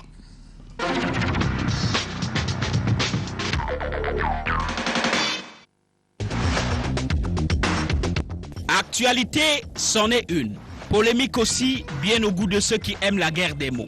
L'affaire Afrique Média, le jeu autour d'une levée de suspension. D'abord, le Conseil national de la communication, régulateur sanctionneur. Nous avons sanctionné pour qu'ils suspendent leur service pendant 1 mois. Bon, nous n'avons pas levé cette suspension parce que ce n'était pas respecté partout. C'est à cause de ça que nous avons essayé d'instruire, sinon conseiller, certains organes, donc les télédistributeurs, pour continuer avec la sanction. Cette correspondance du ministre de la Communication au vice-président du CNC, en fait, est l'élément déclencheur du rebondissement de ce palabre. En réalité, le MINCOM, se considérant comme tutelle, donnait instruction au CNC. J'ai l'honneur de vous demander de bien vouloir lever la mesure, objet de la décision numéro 00015 / Conseil national de la communication du 15 juin 2015 portant suspension temporaire de la chaîne de télévision Afrique Média. Le Conseil voit son autonomie envoyée au diable dans les faits du ministre. Le Conseil national de la communication n'est pas sous tutelle du ministre de la Communication. Le Conseil national de la communication est rapproché à la primature et c'est parce que nous n'avons pas encore un budget indépendant. Donc notre budget est de la primature. C'est à cause de ça. Le Premier ministre ne nous donne pas les indications de ce qu'on doit faire ou dire. L'objet et le sujet de la discorde. Afrique Média se fait héros de la bataille avec un brevet de vainqueur. La levée de suspension délivrée par le ministre de la Communication. Le 2 octobre, nous avons reçu une correspondance du monsieur le ministre de la Communication qui informait le directeur de publication d'Afrique Média de ce que la sanction que le CNC avait prise avait été levée. Aujourd'hui, là, je pense que nous, on s'est donné 1 semaine pour voir comment les choses allaient évoluer sur le terrain. Et à notre grande surprise, on lit dans les journaux qu'il y aurait un bras de fer entre le ministre et le CNC. Nous savons pourquoi ce bras de fer. Interrogeons peut-être pour cerner le jeu un regard d'observateur averti sur cette polémique. Le ministère de la Communication n'a pas compétence pour lever la suspension d'une autorité de régulation. L'autorité de régulation a été instituée pour permettre qu'il y ait équilibre dans la communication entre le secteur privé et le secteur public. C'est une structure indépendante, donc il n'a d'ordre à recevoir d'aucun ministère. Et par conséquent, le ministre de la Communication ne peut pas lui donner des instructions. Bon, je ne sais pas si c'est la mauvaise foi ou si c'est l'ignorance, mais le ministre de la Communication et tout son staff, c'est des conseillers, cette fois-ci, ont fait fausse route. Actuellement, c'est le match des correspondances entre le ministère de la Communication et le Conseil national de la communication. La suite, attendons-la dans les faits conséquents de ces missives. C'est bien pour très bientôt.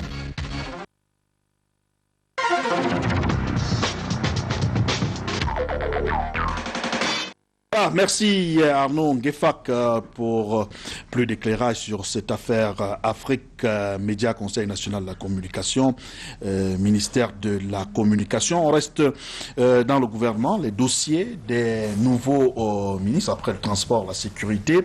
On parle économie maintenant. Pourquoi selon vous, Roger Betala, le président de la République, remet les clés du ministère de l'économie à Paul Ndazé? D'abord, c'est une décision du président de la République, donc il est difficile que je sache exactement pourquoi est-ce qu'il a décidé de remettre les clés du ministère de l'économie, de la planification et de l'aménagement du territoire à M. Moutazé. Mais en tant qu'analyste, je me dis, il a voulu que ce soit M. Moutazé qui continue la mise en œuvre de ce qui tient énormément au président de la République aujourd'hui, à savoir le plan triennal d'urgence qui va jusqu'au début 2018. Je crois que c'est ça que ça tient beaucoup à cœur le chef de l'État. Et il a voulu que ce soit ce ministre-là qui continue la mise en œuvre de ce plan, que son prédécesseur également, c'est son prédécesseur qui a conçu au départ ce plan d'urgence, qui a commencé à le mettre en œuvre. Il envoie du côté des travaux publics, ce n'est pas une sanction. Les travaux publics également font partie. D'ailleurs, la plupart des projets qu'il faut mettre en œuvre se trouvent du côté du ministère des Travaux publics. Donc, c'est le ministre des Travaux publics, en fait, qui va mettre en œuvre le contenu, la plus grande part du contenu du plan d'urgence. C'est lui qui l'a conçu au départ, il va le mettre en œuvre. Le ministre Motazé, également, c'est quelqu'un qui, d'abord, il sort du ministère de l'économie. Il y a été pendant plusieurs années. C'est lui qui a conçu le document de stratégie pour la croissance et l'emploi. Il connaît exactement de quoi il s'agit, qu'est-ce qu'il faut faire, quels sont les délais qu'il faut respecter, quels sont les secteurs qu'il faut implémenter. Donc il n'a plus rien à apprendre. Et puis la fonction qu'il occupait au secrétariat général des services du Premier ministre était pratiquement le coordonnateur de l'action gouvernementale en ce qui concerne tous les départements ministériels, et particulièrement un ministère qu'il maîtrisait bien, en fait un secteur qui maîtrisait bien celui de l'économie. Ensuite, le ministre Motazé, c'est lui qui est pratiquement à la tête des projets structurants. Voilà, la plupart des projets structurants, donc, presque tous les projets structurants, c'est lui. Non, il n'est pas le ministre du ciel et de la terre, il s'occupe des projets structurants, et la plupart des projets structurants qui ont été engagés, leur aboutissement, c'est dans les prochains mois, c'est-à-dire 2016-2017. Et ce monsieur qui est à la tête des projets structurants, qui va prendre en charge le ministère de l'économie, c'est tout à fait normal qu'on le mette là où il peut suivre de façon précise ce qui doit être fait, parce que les enjeux du Cameroun aujourd'hui, c'est la relance de l'économie, la relance de la croissance. Et la croissance se relance à partir des programmes économiques qui sont mis en œuvre pour permettre à cette économie-là d'augmenter sa productivité. Faustin Dikam, la nomination de Séraphin Fouda comme secrétaire général au Premier ministère, de Nganou Ndjoumessi comme ministre des Travaux publics, est-il nature à favoriser l'accélération des grands chantiers?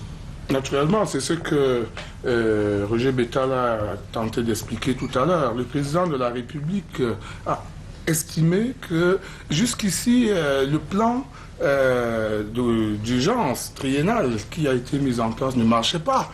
Il voit le calendrier, il voit qu'on va arriver au bout et que rien ne bouge véritablement. C'est pour cela que l'inspirateur philosophique de ce plan d'urgence a été ramené à la primature avec tous ces dossiers-là pour essayer de... Vous parlez de Séraphin Fouda? De Séraphin Fouda, c'est lui qui est l'inspirateur philosophique du plan d'urgence triennal, c'est lui qui a inspiré tout cela. Et puis maintenant, le président dit, allez au gouvernement maintenant, implémentez-moi ça rapidement pour que ça marche, pour que ça décolle, parce que je ne vois rien. C'est d'autant plus que l'opinion et les observateurs signalaient des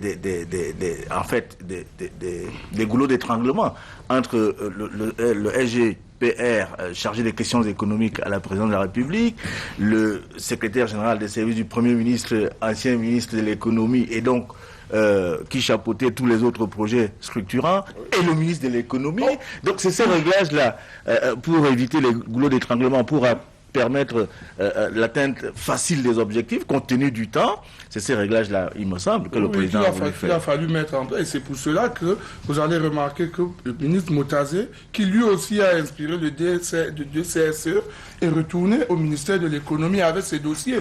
Comme l'a indiqué M. Roger Betala tout à l'heure, c'est lui qui est en charge de coordonner la plupart des grands projets aujourd'hui. Donc, l'arrivée de M. Nganou Ndjoumessi aux travaux publics est aussi convenue dans cette continuité où il faut faire quelque chose. Vous savez, le ministère des Travaux publics a en charge nos routes.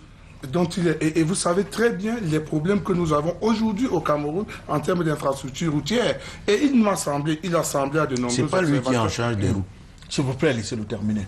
Je voudrais parler quand même. Je vous en prie. Voilà. Voilà. C'est celui qui est l'ingénieur du gouvernement. C'est lui qui est le ministre, c'est ça la précision. Voilà. Et il nous a semblé aujourd'hui qu'en matière de travaux publics et en ce qui concerne particulièrement les routes, il y avait beaucoup plus de discours que les faits. Donc, nous n'avons qu'à prendre. Oui, bien sûr, on faisait trop de discours, trop de tapas, trop de conférences de presse. Et le président de la République veut bien que tout ce qui a été mis en place se traduise dans les faits. Parce qu'il est le seul comptable devant la nation. Tout à l'heure, quand Roger Betala parlait du Minepat, si vous voulez, l'ancien nouveau Minepat, est-ce qu'il peut permettre la réalisation des projets structurants et surtout de ce fameux plan d'urgence? Moi, je vais d'abord vous dire quelque chose d'une manière globale. S'il y a peut-être deux individus qui me semblent être à leur place, c'est M. Betty Assomo et puis ce monsieur qu'on a nommé au niveau du Minepat, c'est-à-dire puisque... Oui, parce que pour l'instant, avant ça, il gérait clandestinement ce ministère. Mais comment ça? Non, il faut bien se le dire. Il était à la primature. Excusez-moi, la réalité est bien là. Dans les faits, il était moins à la primature que dans la gestion de tous les projets structurants. Comme je l'ai dit tantôt, ministre du ciel et de la terre, tous les projets structurants, c'est lui qui est à l'intérieur. Donc, ça, c'est pas l'économie, c'est pas seulement les projets. Excusez-moi. Donc, il faut dire une partie. Excusez-moi. En fait, aujourd'hui, c'est les projets structurants là qui tire notre économie. Non, ça, globalement, maintenant qu'il est à la bonne place. Maintenant qu'il est à la bonne place. Il y a donc eu un travail d'honnêteté de la part de M. Biya, de dire, vraiment comme votre affaire, votre sensibilité sur cette affaire, allez-y et continuez à le faire. Sauf que, dans la sagesse traditionnelle bantou, on dit habituellement que si vous vous êtes perdu en brousse, et que vous vous retrouvez deux fois à la même place, c'est que vous êtes totalement perdu. Et donc, je voudrais... Mais vous ne pouvez pas dire une chose et son contraire. Excusez-moi. Tout à l'heure, il était... Excusez-moi, non. C'est vous qui peut-être ne me suivez pas. C'est vous qui ne me suivez pas.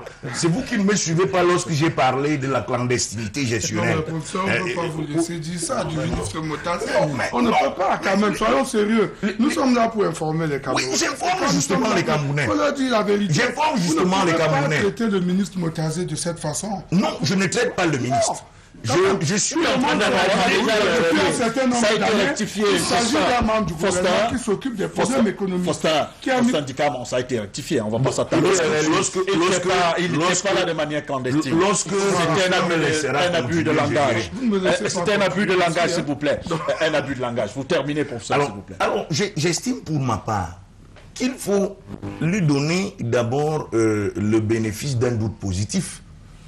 Et on verra effectivement comment le maçon au pied du mur va se mettre en route pour cette activité. Et donc, à mon avis, mais d'une manière générale, je voudrais vous dire que le réaménagement gouvernemental, d'une manière générale, c'est une montagne qui a accouché d'une souris. Parce qu'il y a tellement d'incohérences dans cette affaire-là, quand vous voyez les gens, les uns et les autres qui ont été nommés, que moi je suis un peu dans le regret de ne pas partager le même point de vue. D'accord. Vous voulez juste une minute et puis je dis, professeur, avec tout le respect que je vous dois, je crois que nous parlons des problèmes sérieux. Mais vous avez une impression que je ne suis pas sérieux. Je veux que vous me laissiez parler, s'il vous plaît. Oui, mais vous m'avez indexé. Voilà, je me dis, nous parlons des problèmes sérieux. Et quand il s'agit de l'économie, mais essayez de ne pas vous intéresser aux apparences sensibles.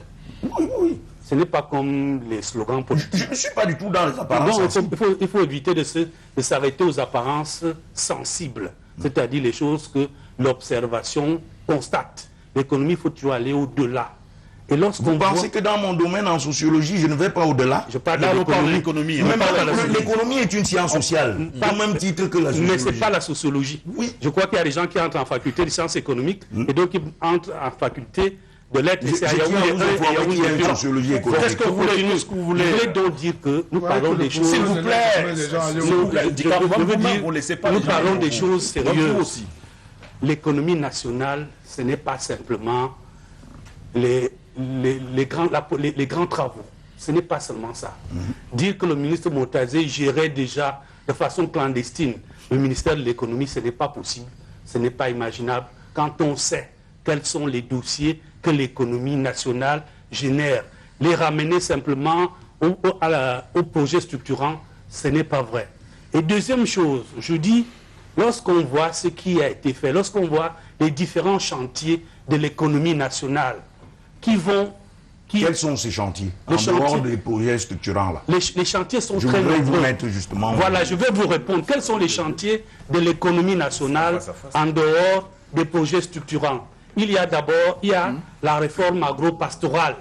Parce que vous croyez que l'économie nationale, c'est simplement les projets. Il y a l'industrie, il y a le commerce, il y a l'agriculture. Ce n'est pas de la rhétorique, c'est la vérité. Il y a un ministre en charge du commerce. Il y a un ministre en charge des PME. Non, c'est pas... Je regrette, je dis, lorsqu'un commerçant nous écoute... Nous parlons de ce qui se fait. Mais c'est ça qui se fait. Ce qui se fait, ce sont les projets structurants actuellement. Non, tout le reste se fait. Le reste, c'est la gloserie rhétorique. Non, on a quand même créé une banque des PME. Je ne crois pas que ce soit de la gloserie ou de la rhétorique. On a mis en place tout un programme pour essayer de mettre au niveau sur le terrain, qu'est-ce qui se fait? Mais c'est ça qui se... Vous ne suivez pas le terrain.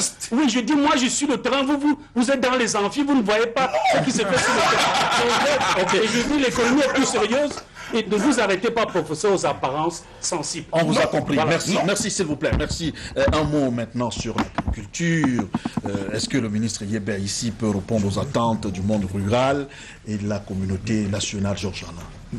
Alors là, je pense que c'est une question encyclopédique, mais je dirais quand même que l'expérience du ministre Yébé, l'expérience glanée au niveau du contrôle supérieur de l'État peut être utile déjà au niveau du ministère de l'Agriculture où il y a beaucoup de corruption. Parce qu'il y a beaucoup de projets et il y a également beaucoup de corruption.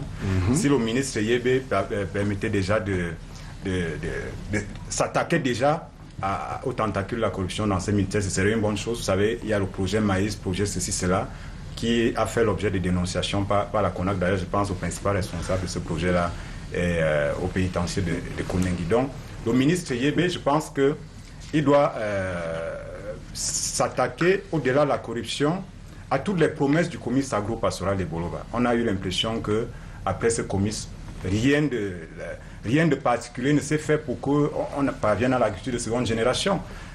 Est-ce qu'aujourd'hui, le paysan de Mvomeka, le paysan de Gefigué ou le paysan de Mbessa peut dire qu'il a des machines à même de lui permettre de produire plus et mieux? Je ne pense pas. Donc, je pense que c'est ce problème d'agriculture de seconde génération qu'on toutes les recommandations d'ailleurs du comice agro-pastoral de Boloba. Ce qu'il voudrait quand même dire, c'est que tout ça s'articule, c'est-à-dire que ce soit l'agriculture, que ce soit les travaux publics, que ce soit au niveau de l'économie, ce sont des ministères qui doivent travailler en symbiose. Et c'est ça que j'ai parlé tout à l'heure de ce problème de coordination. D'accord, le ministre Moutazé, c'est clair que il sait de quoi il parle parce que c'est lui quand même le concepteur du DSCE. Et moi, d'accord, peut-être il est le ministre du ciel et de la terre, mais moi je pense que quelle que soit la couleur du chat, l'essentiel c'est que ce chat attrape la souris. Et pour moi, la souris, c'est les conditions de vie des Camerounais pour que les conditions de vie des Camerounais soient transformées. Et si le ministre Moutazé, c'est l'homme qu'il faut, à la place qu'il faut pour que ces conditions de vie soient transformées. Si M. Nganou est à sa place, en réalité, je fonde beaucoup d'espoir sur ce trio-là, que ce soit le ministre Séraphin Fouda, que ce soit Moutazé, que ce soit Nganou, même Yeba ici, je pense que ce sont des ministres qui peuvent apporter quelque chose. Maintenant, il faut bien considérer les freins liés à l'environnement, les contraintes liées à l'environnement du gouvernement. On peut être un bon ministre, mais lorsque l'environnement est vicié, lorsque vous prenez des initiatives, il y a eu d'autres. Je prends le ministre Simi, au-delà de ce qu'on parle beaucoup d'insubordination, mais le ministre Simi, je pense qu'à l'agriculture, on aura quand même remarqué un certain nombre d'initiatives. De manière décomplexée, il allait au champ et autres. Et le ministre Yebi, il faudra dire qu'il le remplace même au niveau de l'affichage. S'il va en veste au champ, les Camerounais vont constater que voilà un Camerounais qui va en veste au champ pendant que c'est lui qui était là. Donc il sera difficile au moins à ce niveau de remplacer le ministre Simi. On fonde beaucoup d'espoir sur toutes ces personnes maintenant. Je dis une fois de plus qu'il faut une meilleure coordination parce que lorsque vous travaillez beaucoup, d'aucuns estiment que vous visez le poste présidentiel. Lorsque vous ne travaillez pas, on dit bon, on constate d'ailleurs que beaucoup de ministres qui ne travaillent pas et ne bavardent pas dur au gouvernement.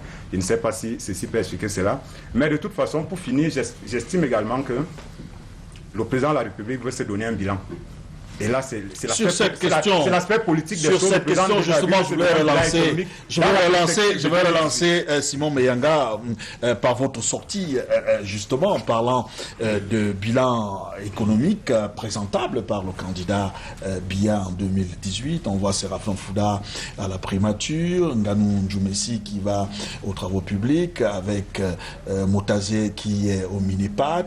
Est-ce que cela vise en 2018 pour Paul Biya de présenter au moment venu un bilan positif? Votre question est assez insidieuse, parce que vous parlez du candidat Paul Biya en 2018, qui n'est pas encore. Les élections de 2018 sont certaines mais lointaines. Vous voulez que Donc, le président Paul Biya, au-delà de toute contingence électorale et autres, a besoin d'un bilan. En tout cas, il a des choses, il a pris des engagements vis-à-vis du peuple camerounais qu'il doit respecter. Et s'il y a des gens à plaindre, non pas que certains autres secteurs soient de moindre importance, c'est ces ministres-là qui gèrent le portefeuille de l'économie. Parce que c'est eux qui tiennent la clé des projets structurants, qui tiennent la clé de l'économie nationale, qui tiennent la clé de la croissance, et donc qui tiennent la clé de l'amélioration, merci de me donner raison. qui tiennent donc la clé de l'amélioration des conditions de vie des Camerounais. Ils sont en plainte. C'est pour ça que je ne souhaite pas qu'on s'attarde sur des individus. Nous avions une équipe des Lions indomptables, excusez-moi pour l'image, qui était à 90% constituée des joueurs de canon sportifs de Yaoundé.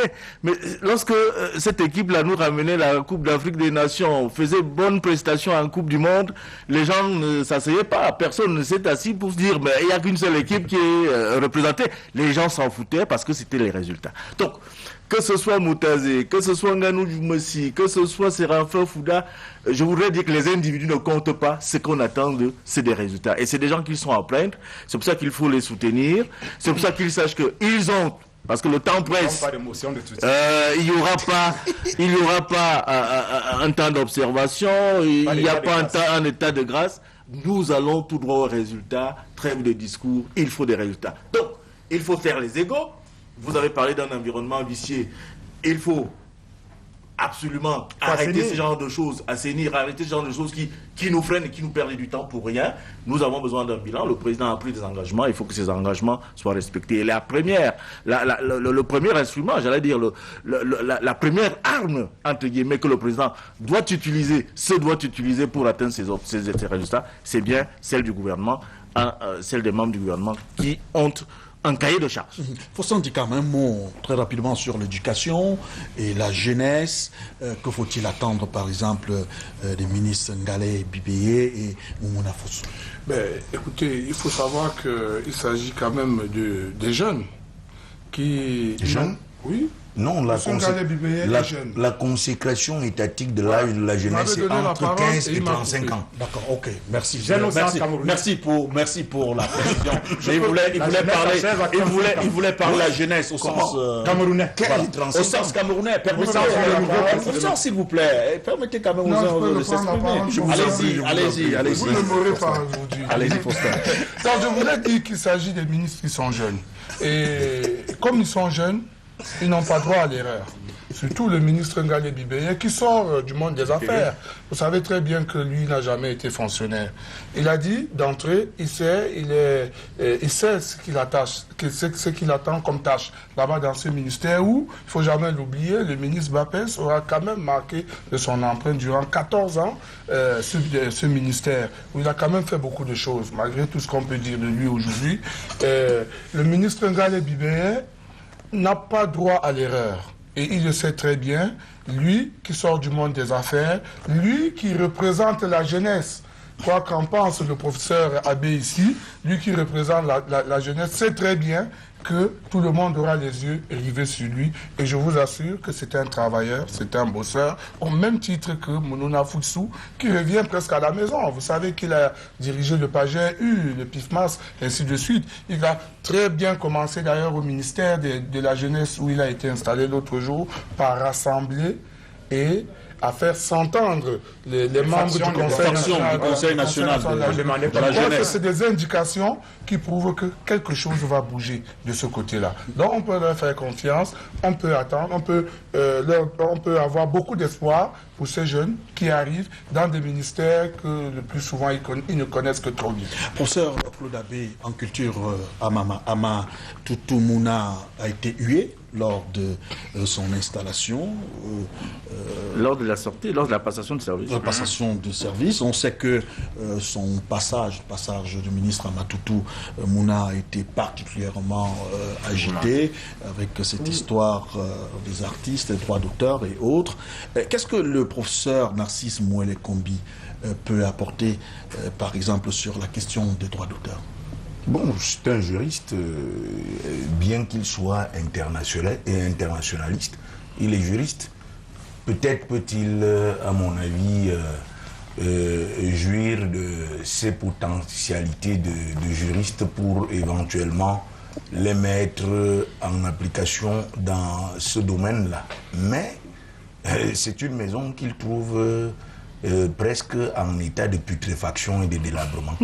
Et je lui souhaite beaucoup de courage sur ce chantier-là.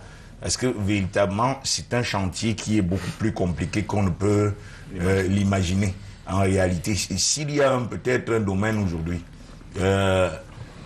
il faut repenser ce secteur-là pour en faire justement un fleuron du secteur économique. Dans la mesure où aujourd'hui, on le sait, l'économie culturelle est la chose qui donne la plus-value dans l'ensemble des pays. Si on veut penser le tourisme, il ne faudrait pas qu'il tombe dans l'erreur de devenir le ministre de la musique, comme justement Amatoutou Mouna l'est devenu, pour que finalement, on ait un ministère de la culture. La culture au sens anthropologique de ce terme-là. Et à mon avis, c'est un ministère qui demande une meilleure stature. On peut le prendre comme étant quelque chose de périphérique. Mais si un individu se met au labeur, pense véritablement le ministère, parce qu'il est en réalité à penser. Il est à penser. On l'a jusqu'ici mis entre les mains de quelques personnes qui ne savaient pas ce que signifie en réalité la culture. Alors très rapidement, on va en sport. Une question pour chacun de vous. On commence par vous, ancien chroniqueur sportif Faustin Dikam, qui a couvert plusieurs compétitions internationales. Est-ce que la crise à la FECAFOOT et dans d'autres fédérations sportives devrait constituer pour vous l'un des chevaux de bataille pour Pierre Ismaël Bitoumpa? Je crois qu'il a déjà une idée de ce qu'il a à faire dans ce ministère. Vous savez qu'il revient dans une maison qu'il ne connaît que trop bien. Est-ce qu'il peut réussir là où beaucoup ont échoué? Il va réussir. Je suis sûr que c'est un monsieur qui va réussir. Et quoi qu'on puisse penser de ce ministre, il s'agit d'un baroudeur. Le ministre Bitoumpa est ce genre de personnage qu'on peut mettre dans un désert et il fait pousser des fleurs. Vous le savez très bien. Même s'il y a souvent des... Non, ce n'est pas de la flagornerie, mais c'est quelqu'un qui aime les résultats. Et il est allé au bout de ses objectifs. Pour ceux qui ont été chroniqueurs sportifs comme moi, il y a une dizaine d'années, ils savent très bien qu'il s'agit du seul... Là, ce n'est que le football. Il s'agit... Non, ce n'est pas seulement du football. Non, pas seulement football masculin. Non. Nous avons été au jeu de Manchester avec Bijoumpat. C'était l'athlétisme. Donc vous ne le savez pas, il faut qu'on vous le dise aujourd'hui. Le ministre Bitoumpa est le seul ministre des Sports qui a donné à la presse privée camerounaise ses lettres de noblesse. C'est pas lui de donner à la presse ses lettres de noblesse. Je veux vous dire pourquoi. C'est pas un ministre des Sports de donner à la presse ses lettres de noblesse. C'est pas parce qu'il est généreux. Ce n'est pas de la générosité. C'est juste entre Non, c'est pas de la générosité. Vous reconnaissez qu'il est généreux, c'est ce que je la générosité est de savoir qu'un ministre arrive là où on m'y donnait la presse privée, il les amène en compétition. Il dit, vous aussi, vous avez droit à cette compétition. Vous pouvez aussi aller en mission. Avant lui, aucun ministre des Sports n'avait amené des journalistes de la presse privée en mission. Si vous en connaissez un, dites-moi. Ok, d'accord. Autre chose maintenant, beaucoup d'observateurs plaident aussi pour la relance des programmes de développement, des infrastructures sportives. Est-ce que cela est possible avec le ministre Pierre Ismaël Bitoumpa? Le ministre Bidonga est vraiment quelqu'un que moi, je peux me permettre de dire quelqu'un d'assez ingénieux, de quelqu'un qui a de l'imagination, quelqu'un qui c'est un battant. Je prends simplement un exemple. Avant que le ministre Bidonga n'arrive... Lorsque le ministre Bidonga, avant qu'il n'arrive au ministère de la Jeunesse, je ne sais pas si vous savez dans quel état il avait trouvé le ministère de la Jeunesse. Je me souviens, j'avais assisté à une réunion à un niveau assez haut, assez élevé, où on demandait à un ancien ministre de la Jeunesse que, mais on ne sent pas mais la est-ce qu'on a jeunesse. Senti la jeunesse pendant qu'il était là? Bien sûr. Il est sorti sur une crise. Non, Vous non, quand même dit la S'il vous plaît, vous laissez chacun prendre sa parole. Chacun aura son temps de parole. La crise faisait partie des projets qu'il avait à gérer, qu'il avait même géré. Je dis, il a redonné vie au ministère de la Jeunesse, à la jeunesse camerounaise. On savait déjà, on avait une certaine lisibilité sur les programmes qu'il avait mis en œuvre, qui étaient quand même identifiables. Je ne peux pas permettre qu'on parle comme ça. Vous allez parler aussi. Permettez que je finisse, monsieur le rédacteur. Permettez que je finisse. Aidez à moi, petit père. Permettez que le grand frère finisse. Voilà. Et puis, je dis, au ministère des Sports, je crois que ce monsieur-là, il va faire également ce qu'il a fait ailleurs. Ailleurs, c'était vraiment le désert. Comme m'a dit mon collègue, il a fait pousser de l'herbe dans les déserts. Je crois qu'au ministère des Sports, il a les moyens, c'est intellectuel et pratique, pour faire en sorte que le programme d'investissement, qui est très important parce que nous avons en 2016 la CAN des femmes et en 2019 celle des hommes. Je crois que c'est un... Et le chef de l'État n'avait pas besoin d'un homme mou. Je crois qu'on avait besoin de quelqu'un qui bouge. Quelqu'un qui a de la pointe. Georges Alain, également, vous avez votre tour de parole. Moi, je pense que la parfaite raison fuit toute extrémité. Et l'amitié, comme la fraternité, se nourrit la vérité. C'est-à-dire qu'on ne peut pas considérer M. Bidon, en dépit de ses qualités, que moi je reconnais, parce que quand il était au ministère des Sports, on a bien vu les relations apaisées avec la FECAFOOT, on a vu comment il parlait... Pas seulement avec la FECAFOOT, dans les autres fédérations aussi. On a vu comment il inculquait le fighting spirit. Aux Lions Indomptables, d'ailleurs, c'est sous son magistère qu'on a gagné la CAN 2000 et 2002, je pense. Donc, on ne peut pas nier que c'est un baroudeur, mais ce n'est pas un homme providentiel. Il a également ses défauts, c'est-à-dire que, par exemple, à la jeunesse, moi j'ai constaté, peut-être au sport il sera dans son élément, mais à la jeunesse, il y avait plus de bruit que d'action. Ah bon? Il y avait plus de bruit que d'action. Vous pensez que, du fait de son passage, le PAGE a été mieux géré, le PIFMAS, non, moi je n'entendais même plus parler. Je n'entendais plus parler, j'en avais entendu parler sous le ministre Sadoum Garoua, parce qu'il y avait quelqu'un qui est devenu ministre, heureusement ministre de la Jeunesse, qui s'appelle Moumouna Foutra. C'est lui qui portait ce projet, le PAGE le plus. Maintenant, sur les infrastructures, il n'appartient pas au ministre des Sports de construire des infrastructures. C'est d'ailleurs pour ça que le ministre Moutazé, dès sa première prise de parole, a dit clairement que l'un de ses cahiers de charges, c'est la construction des stades. Il conduit à ça au niveau de la primature, il va continuer ça au niveau du Minepat, parce que la CAN 2016 et la CAN 2018 est certainement générateur. 2019, voilà. 2018 me préoccupe finalement beaucoup. Et on sait pourquoi. C'est des événements majeurs pour toute la vie, que ce soit politique, que ce soit économique, que ce soit sur le plan social. Ces deux événements sont des événements majeurs. Alors, je pense qu'au niveau des infrastructures, ça sera géré au niveau du Minepat. Maintenant, le ministre Bidon, il faudra qu'il réinstaure, parce qu'on a quand même constaté qu'au sein des fédérations, il y a beaucoup de désordre, pas seulement à la FECAFOOT. Peut-être la FECAFOOT fait l'objet de beaucoup de médiatisation, mais dans d'autres fédérations, c'est pratiquement la chienlit qui s'est installée. Et donc, on compte sur le ministre Bidon, même au niveau de la gestion de la presse. D'accord, il a beaucoup d'amis dans la presse, c'est une bonne chose. Et cette presse doit certainement l'accompagner lorsqu'il va faire de bonnes choses. Mais s'il venait à ne pas les faire, il faudrait qu'il accepte également que la presse le dénonce. Alors, professeur Claude Abbé, est-ce que avec le nouveau ministre des Sports, Éducation physique, on n'aura plus, par exemple, avoir des sports majeurs, des sports mineurs? Ben, écoutez, c'est tout à fait une question plus ou moins complexe à dire quand on sait que les Lions du basket sortent justement d'une compétition où on ne donnait pas très très cher la peau de ces dames-là. Qui avait été gérée par son prédécesseur. Oui, pour se retrouver à ce niveau. Et qu'elle reste dans cette crise-là. Plus d'une semaine après l'installation... Ce sont les militaires qui les ont chassés. Après l'installation du ministre. Et que, après l'arrivée du ministre, ces filles ont été chassées comme des sortes de badauds d'un hôtel de la place.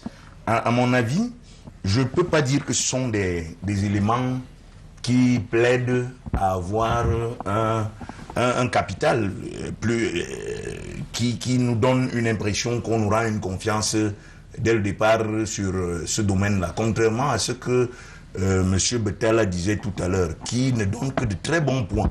Je me suis même posé la question s'il n'a pas vraiment pris sa carte pour le RDPC à l'occasion du renouvellement du sommier politique du RDPC. Parce que la langue de bois à laquelle il a probablement été très habitué à s'engager à l'intérieur de la CRTV parlant des questions d'économie, il ne se rend pas compte que les choses sont en réalité en train de changer. Moi, il me semble, quand vous regardez, pourquoi faut-il nécessairement prendre les mêmes individus et jouer des chaises musicales et essayer de faire circuler des individus? C'est comme s'il n'y avait pas d'autres Camerounais qui avaient la potentialité et les capacités pour arriver à mettre en œuvre un certain nombre de choses. Oui, il avait choisi que vous disciples. Ça, c'était Jésus. Or, ici, on n'est pas en face. Or, ici, on n'est pas en face de Jésus. Il s'agit de M. Biya, qui, lui, n'est pas Jésus. Et donc, à ce titre-là, on a une pléthore de Camerounais. Pourquoi faut-il nécessairement qu'on prenne les mêmes individus qui ont montré, ils sortent de la jeunesse. La jeunesse n'est pas... Contrairement à ce que j'ai entendu dire tout à l'heure, la jeunesse est en réalité en rase motte. C'est-à-dire on a voulu la reconstruire, la remettre au devant de la scène par rapport à un certain nombre de choses. Mais il me semble que en lieu et place d'un conseil national de la jeunesse, on est en face d'un conseil national du mensonge actuellement, où les jeunes se rendent bien compte que, en fait, l'histoire, je ne suis pas excessif. Les textes du Conseil national de la jeunesse indiquent justement que les 3/4, lorsqu'ils se réunissent, ils peuvent démettre leur président. Mais monsieur, pendant qu'il y était, ces jeunes-là ont pris sur eux de justement jouer le rôle qui était le leur. Il leur a dit net. Et donc, à mon avis, moi, je ne pense pas que... pour moi, c'est un gouvernement qui est décevant, dont on ne peut attendre aucun résultat. En dehors des deux personnes que je vous ai indiquées, qu'il me semble être à des places qui sont tout à fait... Roger Betala, réaction. C'est seulement d'abord... C'est mon réaction. Vous permettez d'avoir mon opinion vis-à-vis de cela. Les autres, là, tu dis, ce n'est que votre point de vue d'un professeur de sociologie. Oui. Donc c'est votre point de vue. Qui est un point de vue qui n'est pas du premier venu. Non, c'est votre point de vue. C'est votre point de vue aussi la folie. Oui, c'est votre point de vue d'un professeur de sociologie qui peut avoir des limites dans d'autres secteurs. Bien sûr. Voilà, et je dis, ce n'est que votre point de vue qui n'engage que vous-même. Et beaucoup d'autres ont des points de vue contraires et estiment que ce gouvernement a des germes de compétences parce que nous avons ces gens dans d'autres secteurs réalisés de bons résultats. Nous, on s'occupe des résultats, on ne s'occupe pas de ces Camerounais qu'on trouverait avec une boussole à gauche, à droite. Ça prendrait tellement de temps. Nous sommes 20 millions. Ok, Simon Bianga, on termine par là. D'aucuns parlaient de la CAN 2016, 2019. On parle de l'équipe nationale qui est en lambeau. Est-ce que Bidoumpact peut apporter quelque chose de nouveau? Oui, au risque de fâcher le professeur Claude Abbé et peut-être mettre un peu d'eau dans le vin de Georges-Alain Boyomo, je pense que M. Bidoumpact il a l'étoffe nécessaire. Hein. Le ministre Bidoumpact, c'est un rassembleur. J'ai été à mes débuts également reporter sportif. Je m'en suis un peu éloigné pour la politique et bien d'autres choses maintenant. Je pense qu'il a l'étoffe, il n'a pas changé. C'est quelqu'un qui est assez patriote, qui est dynamique, qui est vivant, qui peut même, sans les moyens, essayer d'obtenir des choses. C'est un peu ça le cas du ministère de la Jeunesse qui a été mis en place et véritablement les moyens n'ont pas suivi. Il est donc normal qu'à un moment donné, on a eu l'impression que le discours a avancé les actions, même si les actions ont également suivi. On aura d'ici quelques années à mesurer l'impact partent, par exemple, des journées nationales de civisme, de l'éducation civique.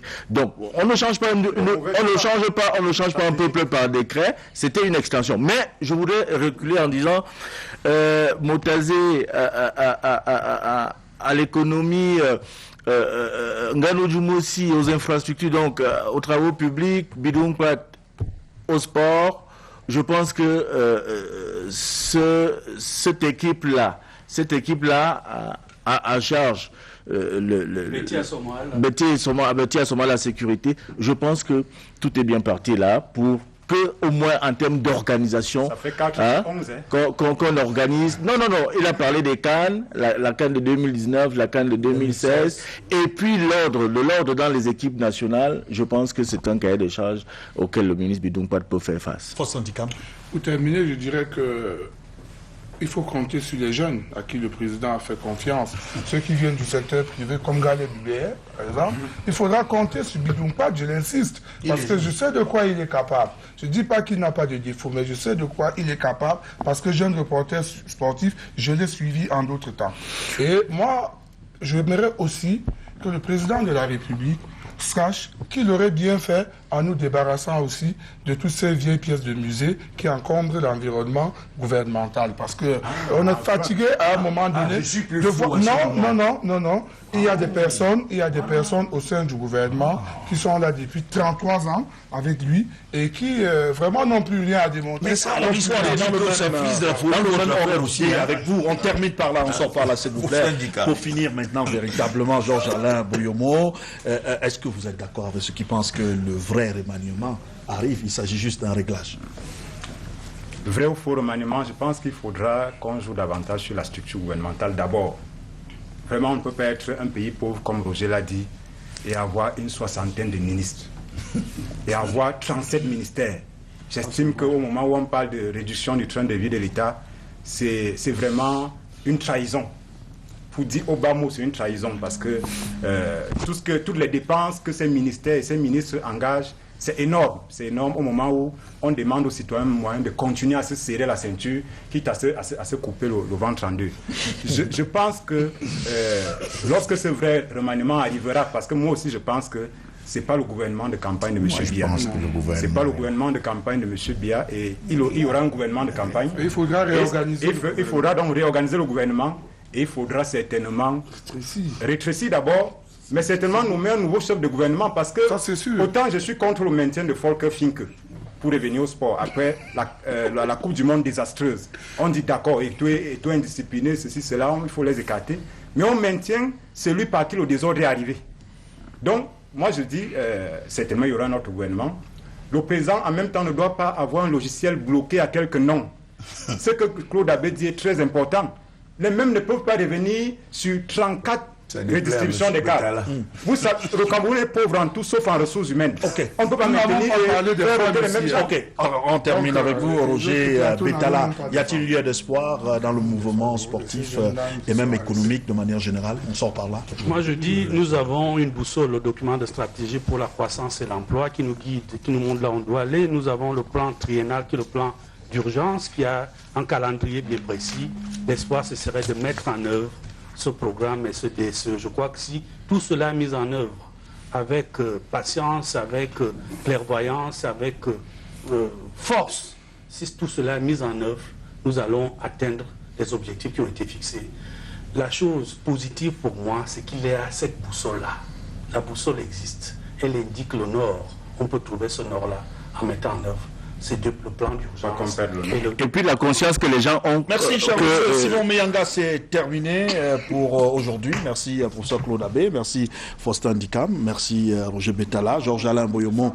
La rediffusion de ce programme sur Canal 2 Info, c'est à 14h et à Canal 2 International lundi quand il sera 23h, madame, monsieur. Merci d'avoir regardé. Prochain rendez-vous avec Canal Presse, c'est dimanche prochain quand il sera 11h30. D'ici à là, gardez le sourire bien le jour.